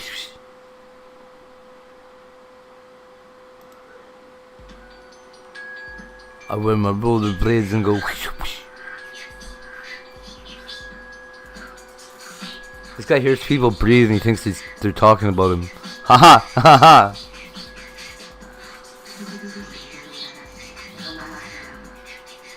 Yeah.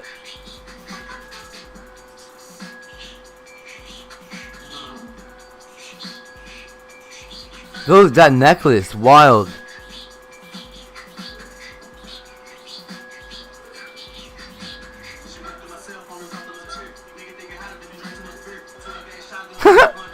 I love it.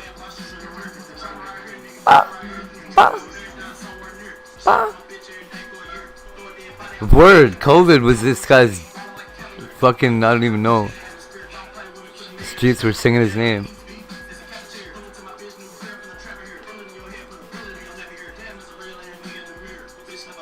The song's alright.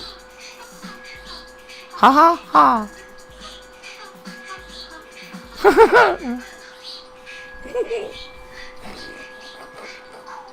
God damn it.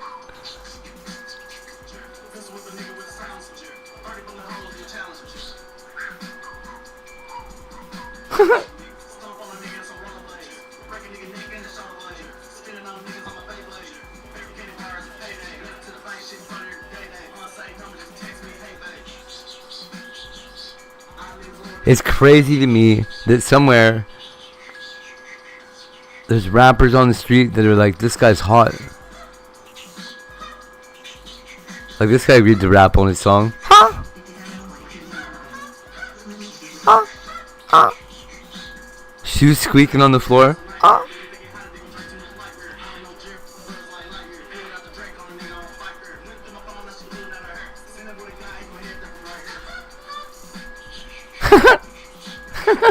I love it.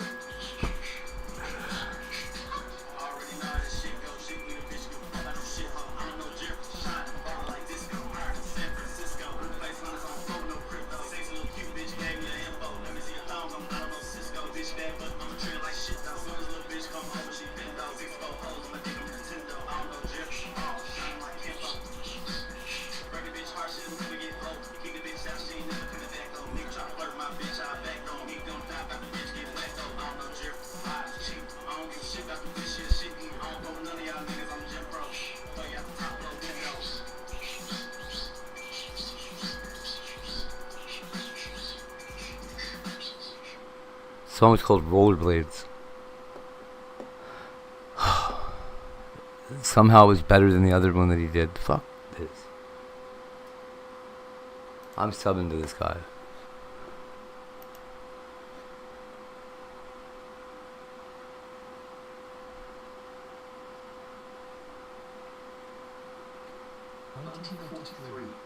The windows room at 84 Agriculture House, ST headquarters. A British agent sits handcuffed to a chair. He's been searched 3 times. His pockets emptied, his shoes examined, his belt confiscated. The Germans are thorough. They found everything. Everything except 2-inch blades sewn into the lining of his jacket lapel. This is the story of Britain's smallest weapon of the Second World War. A knife so tiny it weighed less than 40 grams. So discreet it could survive with thorough security research. And according to Fairleft combat literature, what is it, like a razor blade? cause unconsciousness in seconds if it found a major vessel. Man, you can stab somebody in the neck with a 2-inch fucking. A moment of chaos, a split second opening when experts had failed. Okay, that'd work. 1941, Britain's Special Operations Executive faced a problem no conventional weapon could solve. SOE agents dropped into occupied Europe. Man, it's cool looking. Explosives, carried radio sets, well suppressed pistol, plastic I want one now. radio small enough to fit a suitcase. Britain had equipped these agents with everything they needed to wage war from the shadows. But the moment an agent was captured, all of that equipment disappeared. German security police were experts at searching prisoners using LSD, SIPO, the apparatus that prisoners simply called the Gestapo. They confiscated weapons, they stripped clothing, they examined shoes, belts, watch straps. Every item that might conceal something useful. They found everything. And then the interrogations began. The Germans had refined interrogation into a science. For real. Paris, headquarters of the SD in France. Prince Albrechtstrasse in Berlin, nerve center of the entire security apparatus. Regional headquarters across occupied Europe. Captured agents faced weeks or months of questioning, sleep deprivation, beatings, water torture. The Germans wanted names of other resistance members. They wanted locations of safe houses and weapons caches. They wanted radio codes and transmission schedules, information that could unravel entire SOE networks. Some agents broke under torture. Some held out until they died. Almost none escaped, because an unarmed prisoner, handcuffed in a guarded room deep inside enemy headquarters, has no options. The guards are armed, the doors are locked, the building is full of enemies. SOE needed to give their agents one final option. A weapon that could not be found. A weapon that could be accessed even when restrained. A weapon small enough to hide in plain sight but lethal enough to create a single chance of freedom. They turned to two men who had spent decades studying how to kill at close range. William Fairbairn and Eric Sykes arrived at Station 12, Aston House in Hertfordshire. Fairbairn had spent over 20 years in Shanghai. Municipal police, working some of the most violent streets in the world. He was openly carrying knife scars from dozens of encounters. He had studied every martial art he could find, from jiu-jitsu to Chinese boxing, synthesized them into a system designed purely for killing. Sykes had worked alongside him training the Shanghai sniper unit. Together they had already designed Fairbairn Sykes fighting knife, the 7-inch commando dagger that would become the most famous weapon of the war. But the fighting knife was too large. 7 inches of steel cannot be hidden from a thorough search. Guards would find it in a pocket, in a boot, strapped to a leg. So Fairbairn's Sykes was smaller, much smaller. According to Lieutenant Colonel Leslie Cardew Wood, commanding officer of Station 12, the two men invented what became known as the thumb knife and the lapel knife during their time at Aston House. Interestingly, Fairbairn's official service record lists every weapon he designed, including the fighting knife, the Koch spring, But not this thing. spike necklace. It does not mention the lapel knife. Some researchers believe Eric Sykes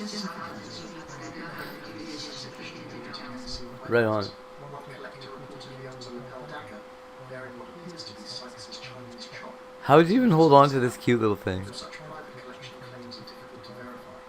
Whatever the precise attribution, the design was brutally simple. A blade between 1.5 and 2. I guess if you're a spy, you'd figure it out. No handle in the traditional sense, just a narrow metal grip roughly the width of the thumb. Some were double-edged, others were single-edged. Oh, Full-edged. you held it with your thumb, I guess. And just drive it forward like a Total length under 4 thumb inches. stab. Oh, 40 grams, lighter than a mobile phone, smaller than a pen. The genius was in the sheath, made of thin metal or leather. It featured multiple small holes around its edges. These holes allowed the sheath to be sewed directly into clothing, into the lapel of a jacket, into a shirt collar, into the seam of the trouser leg. wow. If you 3D printed something like that today, it would be way better. Later They'd never find it. Company of Sheffield manufactured most of the production run, and Arthur Akers and Conrad Greeley used crafted leather sheaths. Some variants featured a small loop for a landed cord that wrapped around the agent's finger, ensuring the blade could not be dropped or locked away. Several variants emerged. The standard lapel knife measured roughly 3 inches overall. My kid's mum Dagger stretched to its had a little, square section spike designed purely something like this. It's a necklace that I got her. curved 5.5-inch self-defense weapon. All share the same matte black finish for covert operations. All were designed Yeah, isn't it? visible during searches. If you're finding this interesting, consider subscribing. It costs nothing, takes a second, and helps the channel continue. Yeah, I'll sub in a minute, buddy. British engineering. Now, back to what agents were trained to do with these tiny blades. SOE training schools taught agents to use the lapel knife with terrifying precision. At facilities like Well, you would have to. Scotland, Ohio, and Hampshire, instructors introduced what Fairbairn called the timetable of death. This was a diagram of the human body showing the location of the arteries. Oh, look at that one! I made one of these actually the other day. Haha. Fairbairn's chart claimed 5 seconds to unconsciousness, 12 seconds to death. So having an artery beneath the collarbone, even faster, 2 seconds to unconsciousness, 3.5 to death. Jesus. Femoral artery in the thigh, brachial artery inside the upper arm. Students memorized these figures and practiced the drawing motion until it became instinct. Lightning fast, instructors demanded. Your life depends on being faster than the guard reaching for his pistol. The thumb grip involved wrapping the lanyard loop around the index finger while pinching the weapon between thumb and forefinger. This gave control and prevented the blade from being knocked away during a struggle. Students practiced on dummies, sandbags, and sides of beef. Motion had to become automatic. Modern medical analysis has proven these times too optimistic at best. Rex Applegate, Fairbairn's American protege, later admitted at a knife collector's show in 1987 the timetable of death was not medically accurate. Its real purpose was psychological. Young agents faced to occupy territory needed confidence. They needed to believe that even when everything else was taken from them, they still had a chance. They do this and they got 3 seconds. Yeah. An agent restrained during interrogation. Hands cuffed some range of movement. The guards stand close. The agent reaches slowly toward their collar as if adjusting their clothing. The guard suspects nothing. The blade comes free. One strike to the throat or the hand reaching for a weapon. Not a guaranteed escape, a momentary disruption. Seconds of chaos to grab a weapon, to break restraints to reach a door. In a building full of enemies, that might be all an agent could hope for. Here is where history becomes frustratingly incomplete. Despite extensive searching through declassified SOE files, agent memoirs, and post-war interrogations of German officers, no verified account exists of the captured agent using a lapel knife against their interrogators. Well, of course not. The image of a British spy slitting a guard's throat during questioning appears to be legendary rather than a documented fact. What the records do show is that captured, agents fought back using whatever they could find. Frank Pickersgill, a Canadian SOE agent captured in June 1943, attempted escape from SD headquarters at 84 Avenue Foch sometime in 1944. According to post-war investigation by Vera Atkins using declassified files and testimony from German Joseph Pickersgill attacked his guards with a breaking his arm before being shot multiple times. So what I'd be doing is assuming that several of my spies have already been captured in the past, and that I expect that more of them will be captured in the future. I would sew pieces to like a better weapon than a knife into parts of their clothes, so that when they all got together in jail somewhere, they could reassemble it and like escape with an explosive device or a gun or something. Somewhere you got a better chance, right? He used an improvised weapon, not an issued concealed blade. Michael Trotobas, killed in November 1953 when German security forces raided his location, reportedly killed and wounded 2 attackers. The weapon he used Put like one component for the bomb in this guy's shoes, and the other powder in the other guy's shoes. SOE operated under extraordinary secrecy. Many files were deliberately destroyed after the war. MRT Foot, the official SOE historian, worked under restrictions so severe he was forbidden from telling his wife what he was doing. Evidence that might confirm operational use was simply had been lost. What we can say with certainty is that the weapon existed, was issued, and gave agents something no other military force provided. A hidden option, a final card to play. Well, everybody else uses fucking pills and kills themselves. It tells you what the weapon really was. Insurance you hope you never have to cash. No comparably well-documented German program for sewing in microdagger Man, is that ever cool? The other the SD, the security apparatus, none appear to have developed miniaturized concealed grenades for their own operatives. Well, you could slip that into like the Their approach to covert buckle operations is emphasized anywhere uniforms, on anything. recruited locals, and signals deception rather than the kind of state-led sabotage that SOE specialized in. When the American OSS was created in June 1942, they adopted British lapel knife designs wholesale. The tiny Sheffield blade became standard. If you had to make a shiv and that was your starting point, you'd be ahead of the game. Its physical dimensions suggest. It embodies the philosophy that drove SOE from its creation. I'd build a little spear Winston Churchill out of that the bitch. organisation to set Europe ablaze. Unconventional problems require unconventional solutions. When your agents face capture, torture, and death in enemy territory, you give them every possible advantage, even one that weighs 40 grams and hides in a coat collar. 40 grams isn't that... It's pretty light, but it's not that light. Tailors carefully stitched the tiny weapon. Why wouldn't you just use a razor blade? Every detail mattered. The thread had to be correct. It looks over-engineered for something that's basically a razor blade. German surgeons knew British manufacturing techniques. A single English stitch pattern could betray an agent, but the knife properly concealed became Wow, really? part of the garment, part of the agent. Today, original SOE lapel knives are exceptionally rare. The Imperial War Museum holds examples in their collection. Germans sewed their clothes different? Auction houses occasionally offer pieces with varying degrees of verified provenance. The collector's warn that new productions vastly outnumber genuine real-time examples. Surviving production records are incomplete, unlike the approximately 2 million fair-man's Sykes fighting. Who was sewing the clothes better, though? The weapon that was designed to be invisible has mostly disappeared. The idea behind it, that British engineers could solve the unsolvable, and even a captured agent was never truly helpless, that remains. In the shadowed rooms of occupied Europe, in the hands of men and women who knew they might never come home. Hi there. Did you know I am here? Did you know I am here? You know I am here? That's the video I just saw. Yeah. The way you treated those customers. They treated me like Years back, so there's so much more. they came here and harassed me. I have PTSD. They knew exactly that I was ill. It's not the first time, it's the second, not the second time. So don't try to come at me and when they threaten me. I didn't come at you. Tell me what's going on. Someone else is going on. Why did they do you? I don't know. They started threatening me. I don't know. How I did have they no start idea. I threatening have no idea. I don't know. So you don't know how they threatened you? Huh? You understand this does not make a lot of sense to me.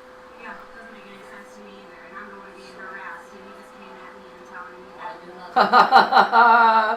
This cop's an idiot. why you treated those customers? What they did to you? I did not treat them. They treated me that way. This is a setup. Listen, I'm not playing money rolls right now. Well, tell me what happened so we can figure out what's going on. Nothing happened. What's your vision? Okay, we're gonna do this around 2 ways, okay? You can start cooperating. He's seen the video, stupid. I can leave now. I'm not available. Or I can stress you into the For what? Here's what we got.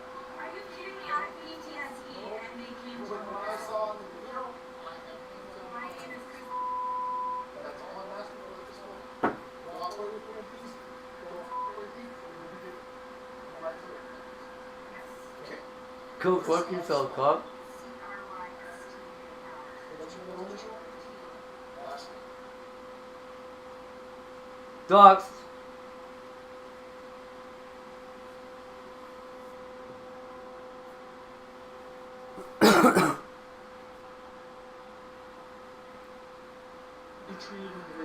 I have no idea. They started threatening me. All they said was that something about because the other two girls came and harassed me. And then I have no idea. I have no idea. What other two girls? There was two girls previous to them. But so they didn't harass you previously? Two other girls did? Yes. Do you understand that's not fair to treat them that way when they I harass didn't you? treat them anyway. Do you have the beginning of this before they started recording? I'm trying to get that from you. You won't tell me. There's no beginning.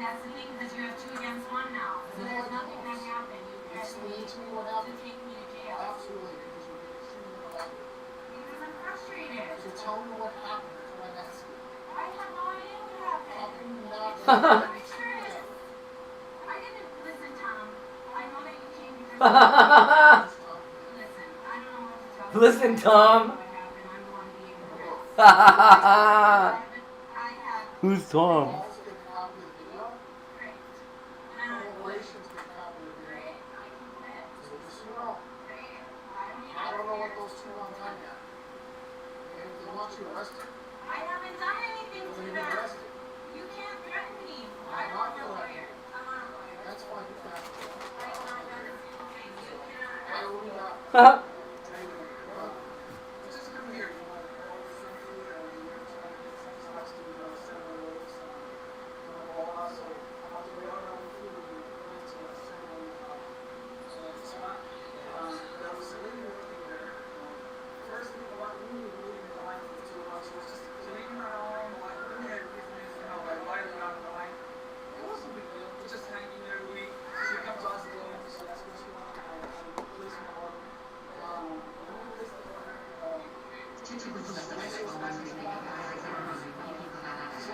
Yeah.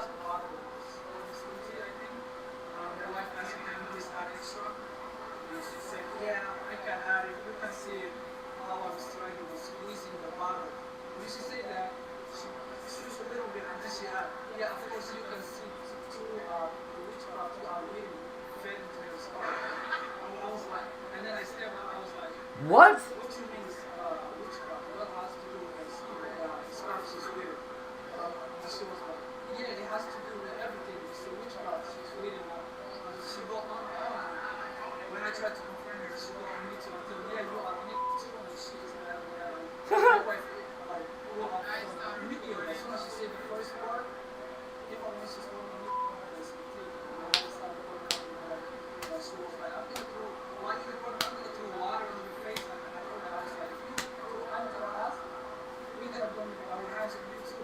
It's crazy how this woman never had a problem her whole life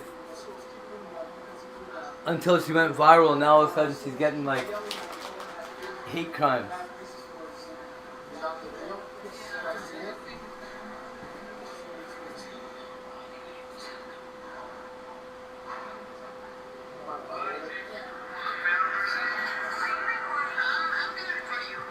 She's already uploaded it to TikTok, I'm sure.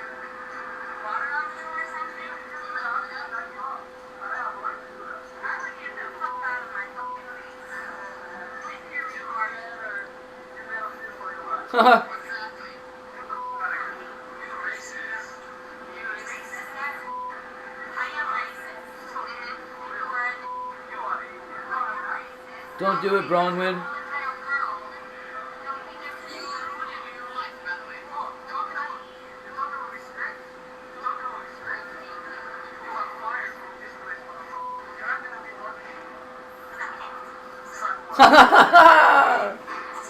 Suck it.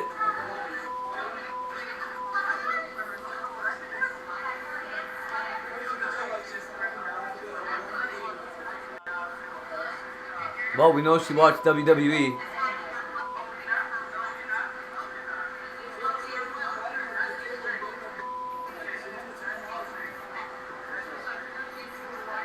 We needed her to throw a sub and go, IP2 always wins, bitch.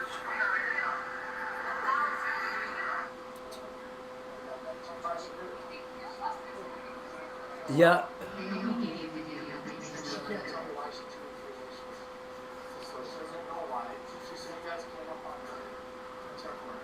Well, they did. She's in a restaurant. Are you kidding? I don't believe that. She chased around him and ran to leave. But the big thing is, I would recommend you guys support a book. We are going to sue for big social media dollars.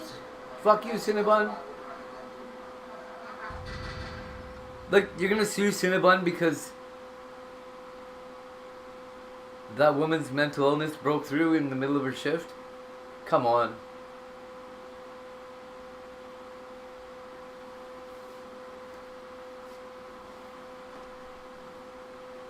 Okay. We're gonna shoot somebody. Let's find out. Oh, fake matches? A single piece of metal, smaller than your fingertip, and absolute, unshakable there's no such thing as a ballistics match. For most of us, these are abstractions. For Patrick Pursley, they were the two things that stole nearly a quarter century of his life. Oh man, I hope. It's a story of how a man was condemned to die in prison based on the unproven science of ballistic matching. Yes! It's a story about a deeply flawed system. One man's unbelievable fight to expose the truth from the prison cell. They were Somali too. It's a danger to us all. The night of April 2nd, 1993 was quiet in Rockford, Illinois. Rockford! A red Ford Explorer, a 22-year-old man named Andy Asher was sitting with his girlfriend, Becky George, just outside of her brother's condo. Suddenly, the driver's door was wrenched open. A man in a ski mask moved over them, pointing a gun. He announced it was a stick-up and he demanded their money. As Becky fumbled in her purse for cash, yeah. cops cut through the night. Andy Asher slumped over and shot twice. The attacker fled into the darkness. That's because we imported entire criminal networks. Pressure on police to solve the crime was immense and didn't even break them up. Investigators had almost nothing to go on. The killer wore a mask, so Becky George, the only eyewitness, couldn't make an identification. There was no DNA, no fingerprints. Damn right. The investigation stalled, and the public's anxiety grew. Like, oops. Then, more than 2 months after the murder, police got a we didn't mean to bring the Somali mafia over here. Marvin Wyndham, who would later receive over $2,600 for his information, pointed toward a 23-year-old man named Patrick Pursley. Wyndham claimed that Pursley had confessed the murder to him, based on this single key tip. Police put Pursley under surveillance. During a search of the apartment Pursley shared with his girlfriend, officers found a 9mm Taurus handgun. For the investigators, this was the missing piece. The informant's story, combined with the discovery of the gun, was enough. The state's entire case against Patrick Pursley would be built on the testimony of just one man, state firearms examiner. A ballistic expert? Oh my. On the stand, Goodell delivered the kind of evidence prosecutors dream of and juries crave: certainty. He testified that the bullets and the shell casings recovered from the murder scene were a perfect match to Pursley's gun. He didn't hedge. He didn't say it was a likely match or a probable one. He claimed under oath good luck. to the exclusion of I guess it's easier with Trump in there than anybody else, though. In a world full of doubt, this was presented as 100% scientific fact. The experts swore that this specific gun and no other gun on the earth could have fired those fatal shots. Oh man, The jury, that was it. that's a crazy thing to say. Evidence connecting Pursley to the crime, but this was all he needed. They convicted Patrick Pursley of first-degree murder and sentenced him to life in prison without parole. Now, 23 years old, his life as he knew it was over. So how can an expert be so sure? To understand that, you have to look at the theory behind firearms identification, or what's commonly referred to as ballistics. The idea on the surface seems pretty convincing. So out of the guns that are in this area, that were manufactured in this time,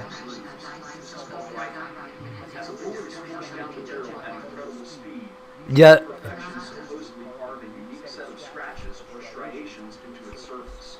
Other parts of the gun, like the firing pin and the ejector, leave their own marks in the shell case. These marks are often called ballistic fingerprints. The process for matching them seems logical. An examiner test fires a subject's gun into a water tank to recover a pristine bullet. Then they place that test bullet and a bullet from the crime scene side by side under a special comparison microscope. If the patterns of scratches appear to align, they declare a positive ID. For over a century, this technique has been presented in courtrooms across the world as the exact science, as reliable as a DNA match. But here's the huge system-breaking problem. The core of this entire idea that every gun leaves a unique, identifiable, and permanent mark has never actually been scientifically proven through large-scale, rigorous studies. Oh, shit. DNA analysis, ballistic matching is deeply subjective. There's no objective standard. There's no rule that says you need 16 matching points or the patterns must align for 70% of their length. It all comes down to the personal judgment of an examiner looking at two images and deciding that they match. What one expert calls a conclusive match, another might call inconclusive, or even an exclusion. Studies have even shown that examiners can contradict each other, or even themselves, when shown the same evidence on different days. This isn't science in the way we think of it. It's subjective pattern recognition dressed up in the language of certainty to persuade a jury. In 2009, this problem was pulled into the national spotlight. Oh, The yeah. National Academy of Sciences That hemp shit is ridiculous. report titled Strengthening Forensic Science in the United States. It was a sweeping critique of many common forensic techniques. The report stated that, with the exception of nuclear DNA analysis, no other forensic method had been shown to have the capacity to consistently and with a high degree of certainty demonstrate a connection between evidence and a specific Yeah. individual. The report explicitly called out the lack of rigorous studies needed to back up the most basic claims of firearm identification. And yet, for decades, people like Patrick Bursley have been sent to prison based on testimony that claimed a level of certainty the science simply cannot support. From the moment he was sentenced, Patrick Bursley never stopped fighting. He wasn't a statistic. He was a father who had been trying to start a business and build a life. Now he was locked away in Stateville Correctional Center, one of Illinois' most notorious maximum security prisons. Refusing to let the system swallow him whole, he got to work in the prison law library. He poured over case law, taught himself legal procedure, and slowly turned himself into a highly effective jailhouse lawyer. He took correspondence classes and became a certified paralegal. Why is everybody in jail black? Cases while fighting relentlessly for his own. He wrote to the Center on Wrongful Convictions and any other organization that would listen, insisting that he was a victim of junk science. But he was rejected again and again. The problem wasn't that they didn't believe him. It was that under Illinois law at the time, there was no legal way for him to get the ballistics evidence retested. The law only allowed for post-conviction testing of a limited set of evidence types. So Patrick decided if the law was the problem, he'd have to change the law from his prison cell. In 2001, he read about a new From his prison cell. the National Integrated Ballistics Information Network. That's pretty badass. NIBIN was a national database that stored digital images of bullets and casings from crime scenes, allowing for automated, computer-aided comparisons. He realized this technology could be his ticket to freedom. The computer algorithm wouldn't have bias. It would just compare the patterns. He launched a massive letter writing campaign, sending hundreds of... Oh man, AI is gonna fucking put so many people in prison. And maybe let a bunch out. They should just get rid of jail. His tireless advocacy, supported by outside activists, slowly gained traction. And against all odds, it worked. In 2007... If it's worth putting somebody away for life, just kill him. allowing for post-conviction ballistics retesting using the NIBIN database. The law existed almost entirely because of Patrick Bursley's relentless fight from behind bars. But Patrick's battle wasn't over. It took years of more legal battles, with motions being filed, denied, and appealed. Finally, the court ordered the re-examination of the Yeah, I saw that. I saw that. I could not believe it. system found no linkage between Bursley's gun and the crime scene evidence.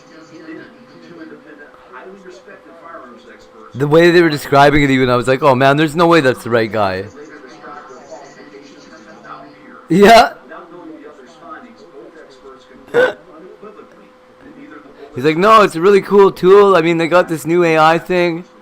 I think we should trust it. claim of a perfect match to the The guys that build that are way smarter than I am. wasn't just wrong, it was the exact opposite of true. The new findings blew the state's case to pieces. In 2017, Patrick Bursley's conviction was vacated. Go humans. A new trial. Just before it began, another shocking fact came to light. Investigators, unable to find a gun at the crime scene in 1993, had simply placed Bursley's gun into the evidence bags collected from the scene. The state's original star witness, Daniel Gunnell, even took the stand again, but this time his testimony was different. Why'd they put his gun in the evidence bag? Examining the evidence, he could no longer stand by his original conclusion. His findings were now inconclusive. He even stated that he would not testify the same way today. On January 16, 2019, the judge acquitted Patrick Bursley of all charges. He had served nearly 20 Oh yeah. Yeah, isn't that crazy? Letting AI be in charge of that is fucking nuts. It's like, you're not thinking. AI doesn't think. I think you think AI thinks. It does not think. Ask it if it thinks. It doesn't think. It's just reading you the words off some fucking database.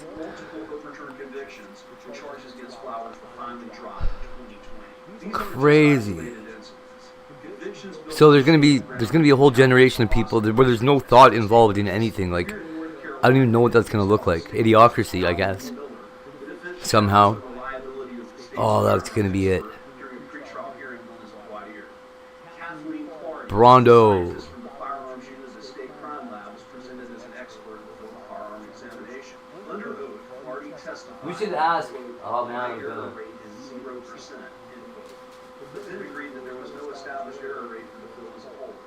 When she was questioned about the President's Council of Advisors on Science and Technology report that criticized the scientific validity of firearms examination, she said she had disagreed with elements of the report and asserted that the report should be viewed with caution. This was created by academics instead of firearms examiners. Apparently, there's a big update they did to ChatGPT where they were expecting a huge upgrade, and nothing really.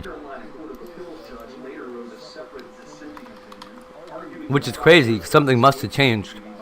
So I wonder why we don't get to see what it was. This follows a trend where judges in states like Illinois and Maryland have started to restrict this kind of testimony. One DC judge. I wonder what changed under the hood so much. What do plants crave? ChatGPT.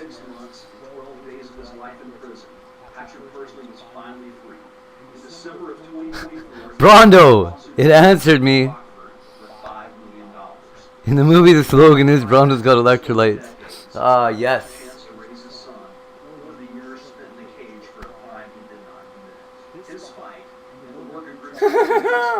The reality, plants do not crave electrolytes in the way that plants do. What? In the way humans do. Fuck off. Instead, they require balance of macronutrients and micronutrients. Like, please don't give the plants Brondo. Please visit the Innocence Project's website to see how you can help. The stories of Patrick Worsley and Curtis Flowers are a stark reminder that a confident voice and a convincing theory are no substitute. We seem to be faced with a dust bowl situation. What do we do, ChatGPT? Oh, that's so crazy, dude.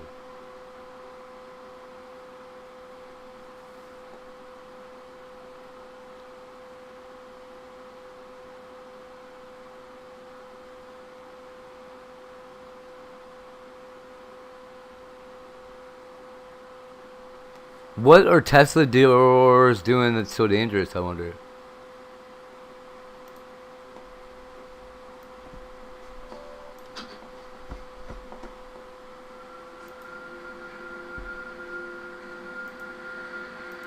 Dixon went in the house, got the keys, backed out the Cybertruck.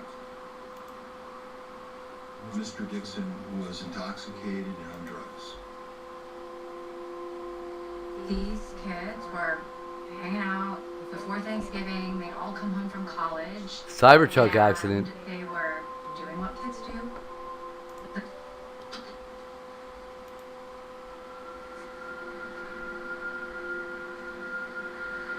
Come on. Inside, this person who is there to save them can't get in from the outside.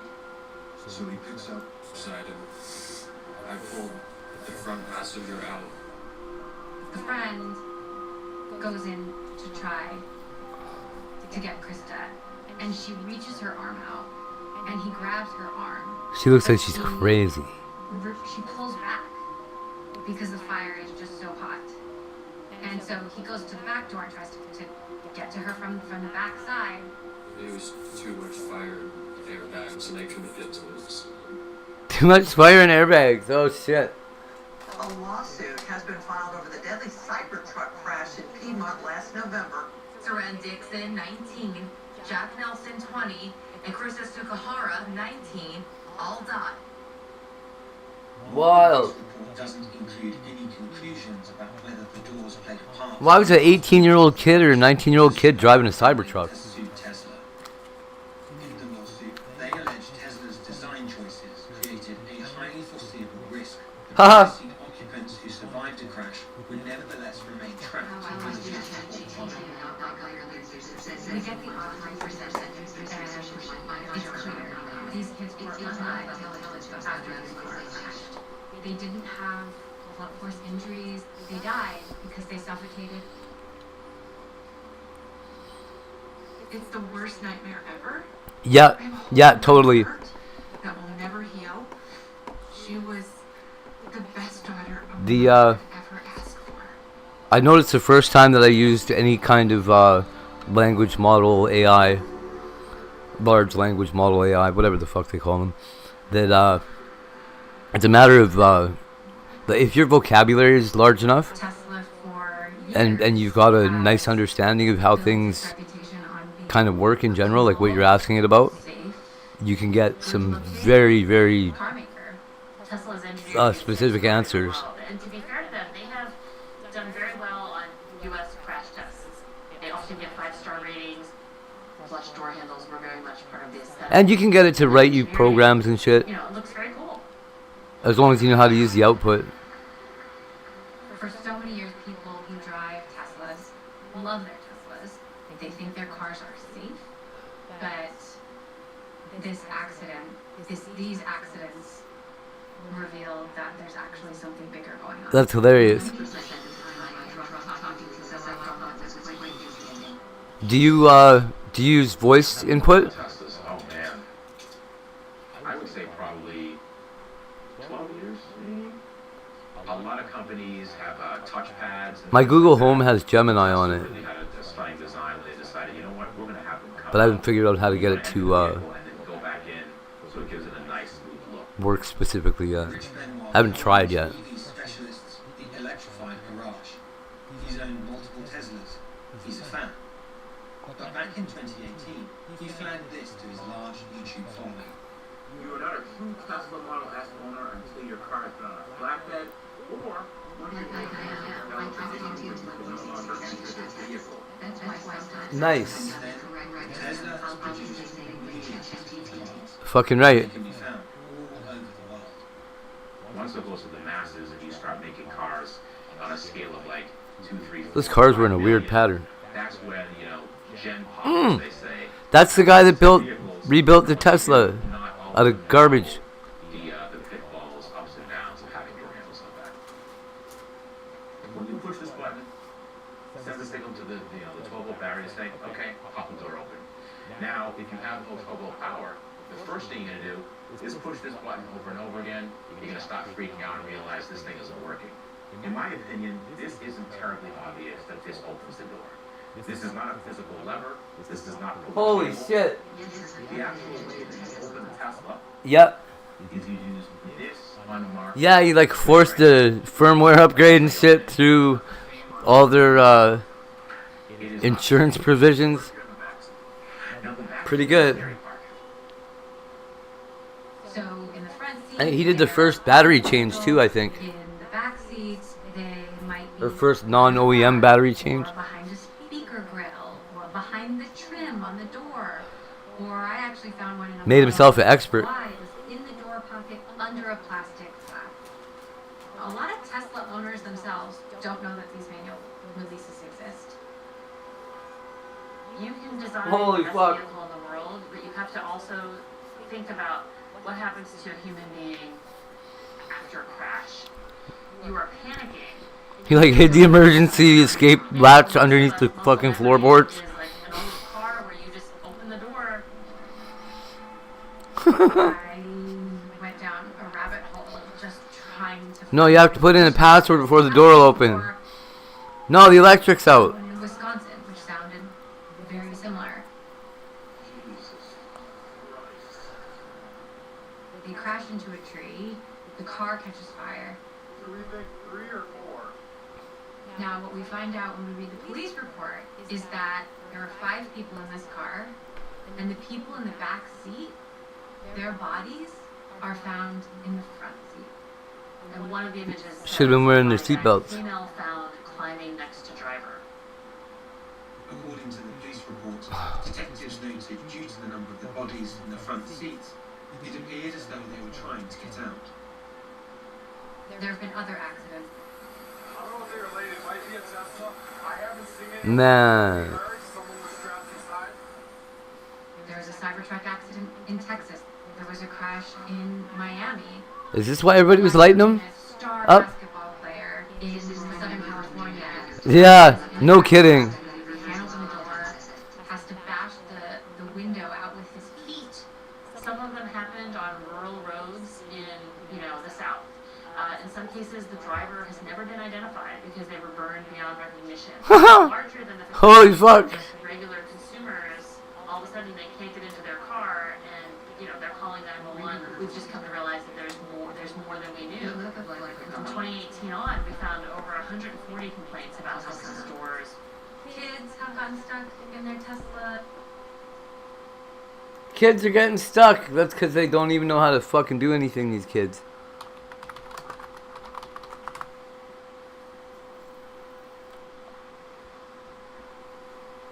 Oh.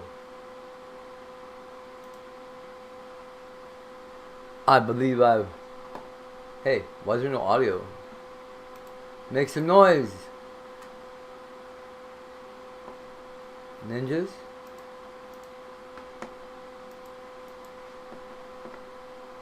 The hell?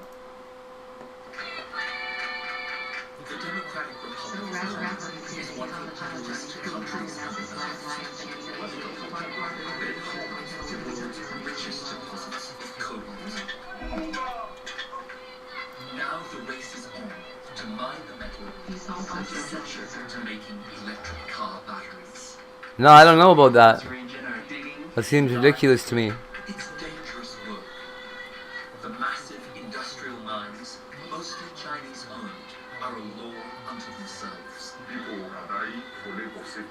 Corruption and violence are rampant. Small scale or artisanal miners who work on the fringes of the big mines risk arrest, even death. Many are children. This report exposes the brutal cost of our green energy revolution. Are we under arrest? It's a story many don't want told. Put your camera down. I'll tell you why that's ridiculous later. A couple people lost their heads over that.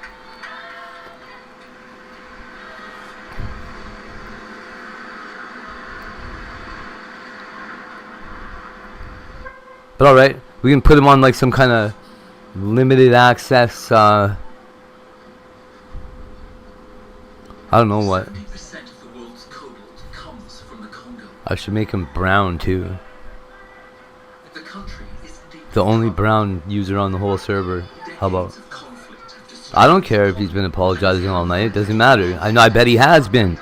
I bet he has been. I bet he has been. I bet he lost touch with one of his buddies. As demand for this metal has surged, Congolese have flooded into the south of the country, looking to make a buck from the boom. Some have been lucky to find jobs in the big mines. Most, like Mama Natalie and her sons John and King, scratch out a living digging for cobalt in the waste that the industrial mines. Yeah.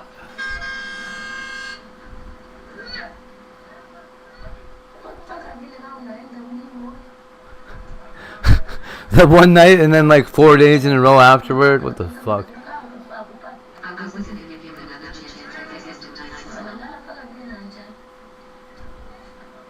Mama Natalie and her family are artisanal miners, workers who extract the metal and buy it from semi-regulated sites. Okay. Produce up to 30% of the Congo's cobalt.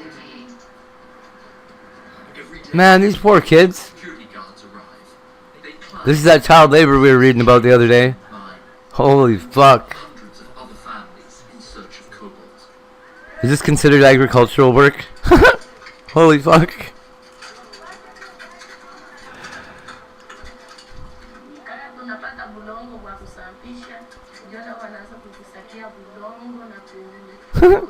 Poor kids.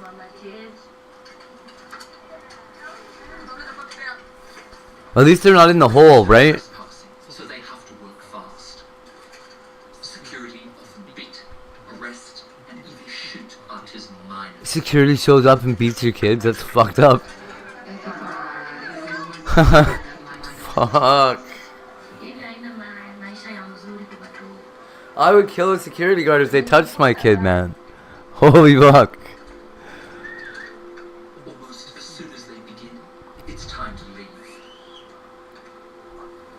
climb up the mountain, you get to dig for like 2 minutes, and then you gotta go.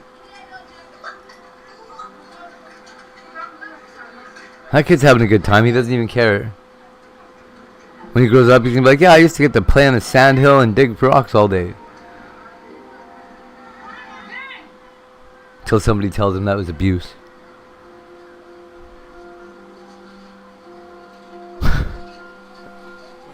Kids are awesome. Natalie and her boys will dig for another hour. If they find enough cobalt, they'll eat tonight. Fuck.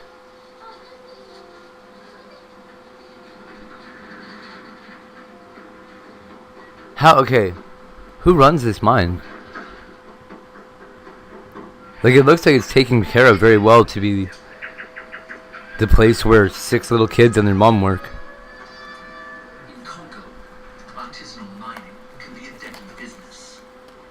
I've just received on my phone a really disturbing video. It shows a mine that has just collapsed and it buried alive 6, 7, 8 miners. Who? Why? Did you work in a mine? Things happen all the time in this region, but even still, it's really quite confronting to see it on video like that. And what's more, I'm now actually on my way to visit a person whose story I know is just going to rip my heart out. I'm on my way to meet a mother who lost her 13-year-old son in a similar accident. Jumbo, habari, nzuri sana, salama. We're looking for Mama Nicole. Do you know Mama Nicole? Yes. Can you show us? Would you mind showing us? Could you show us? Yeah? Ah, Mama Nicole. Jumbo. Jumbo, habari, nzuri sana, Michael. This is Kareem.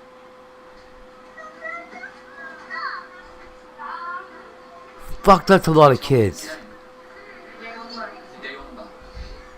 He's a really handsome young guy. 1, 2, 3, 4, 5, 6, 7, 8, 9 kids.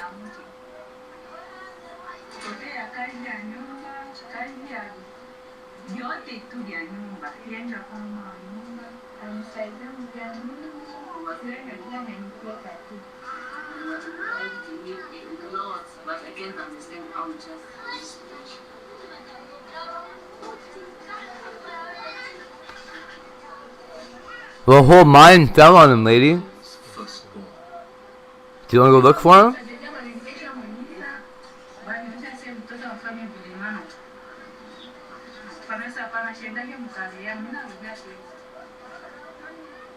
Okay. Well, he's not there then. Don't worry about it. He probably just ran away. I'm so sorry.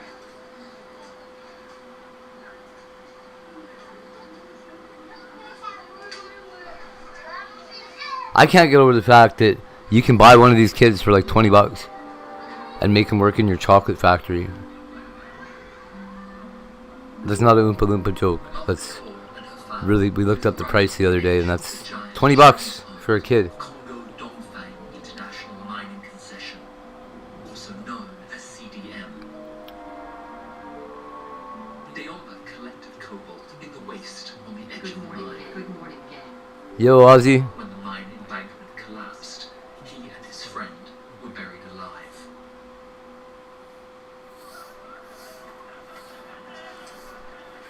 Cobalt's not even that precious, is it? It's like... Fences around it that stop to stop children getting in there?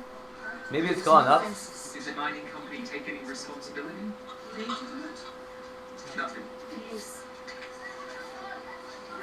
Under contract, the company has an obligation to ensure the mine doesn't pose a threat to the communities around it. When you look around here, there's just children everywhere. You know, 3, 4, 5-year-olds everywhere. And this mine is 750 meters away, and there are no fences protecting this community full of children from what is obviously a very dangerous mining area. The body of Deomba was dug up and brought home for proper burial. His family haven't yet been able to afford a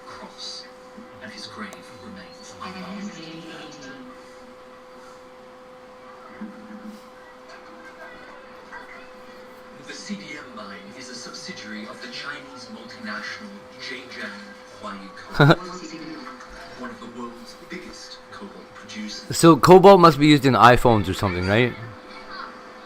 For years, Huayu supplied cobalt to battery makers. Okay. Who in turn supplied companies like Apple, Microsoft, and Volkswagen. Okay. In 2016, Amnesty International concluded Huayu was probably I didn't even know there was cobalt from artisanal cobalt in mines, a lithium-ion battery. hazardous conditions. The company pledged Oh no! to stop the practice. Stop it, hate goes here. Quick. CBM is still doing it. The Chinese God damn it. It's not on anymore, YouTube. You can bring me back, please. I'm good. It's not on. Oh God. Stream unavailable, it says. Policy violator. My word.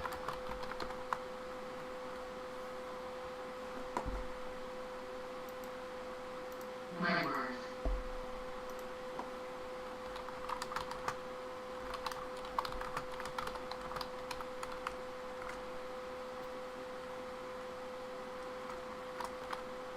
Will we come back on its own?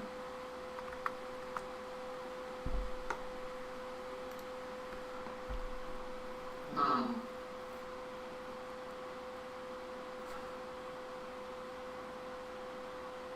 Do do do do.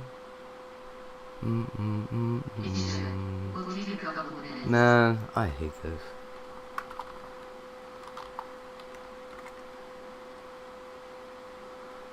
How far did we get in? 10 minutes.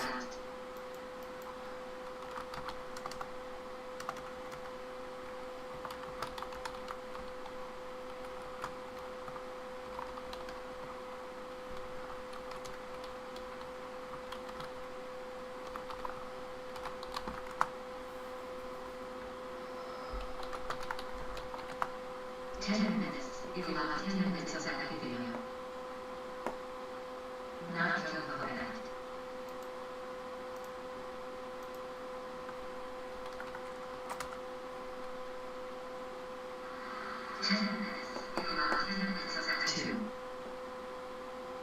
Yay! What's up? Okay, we're back. So, can't do that anymore.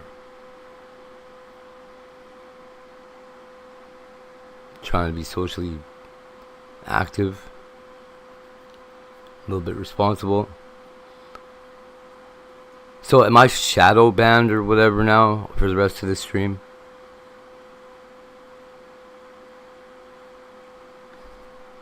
Is that what I heard happens?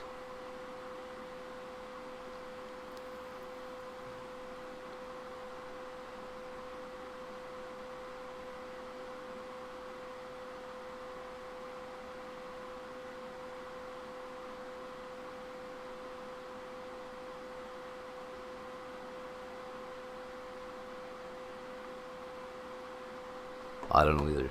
Okay. I'm gonna fix this. I can't see chat.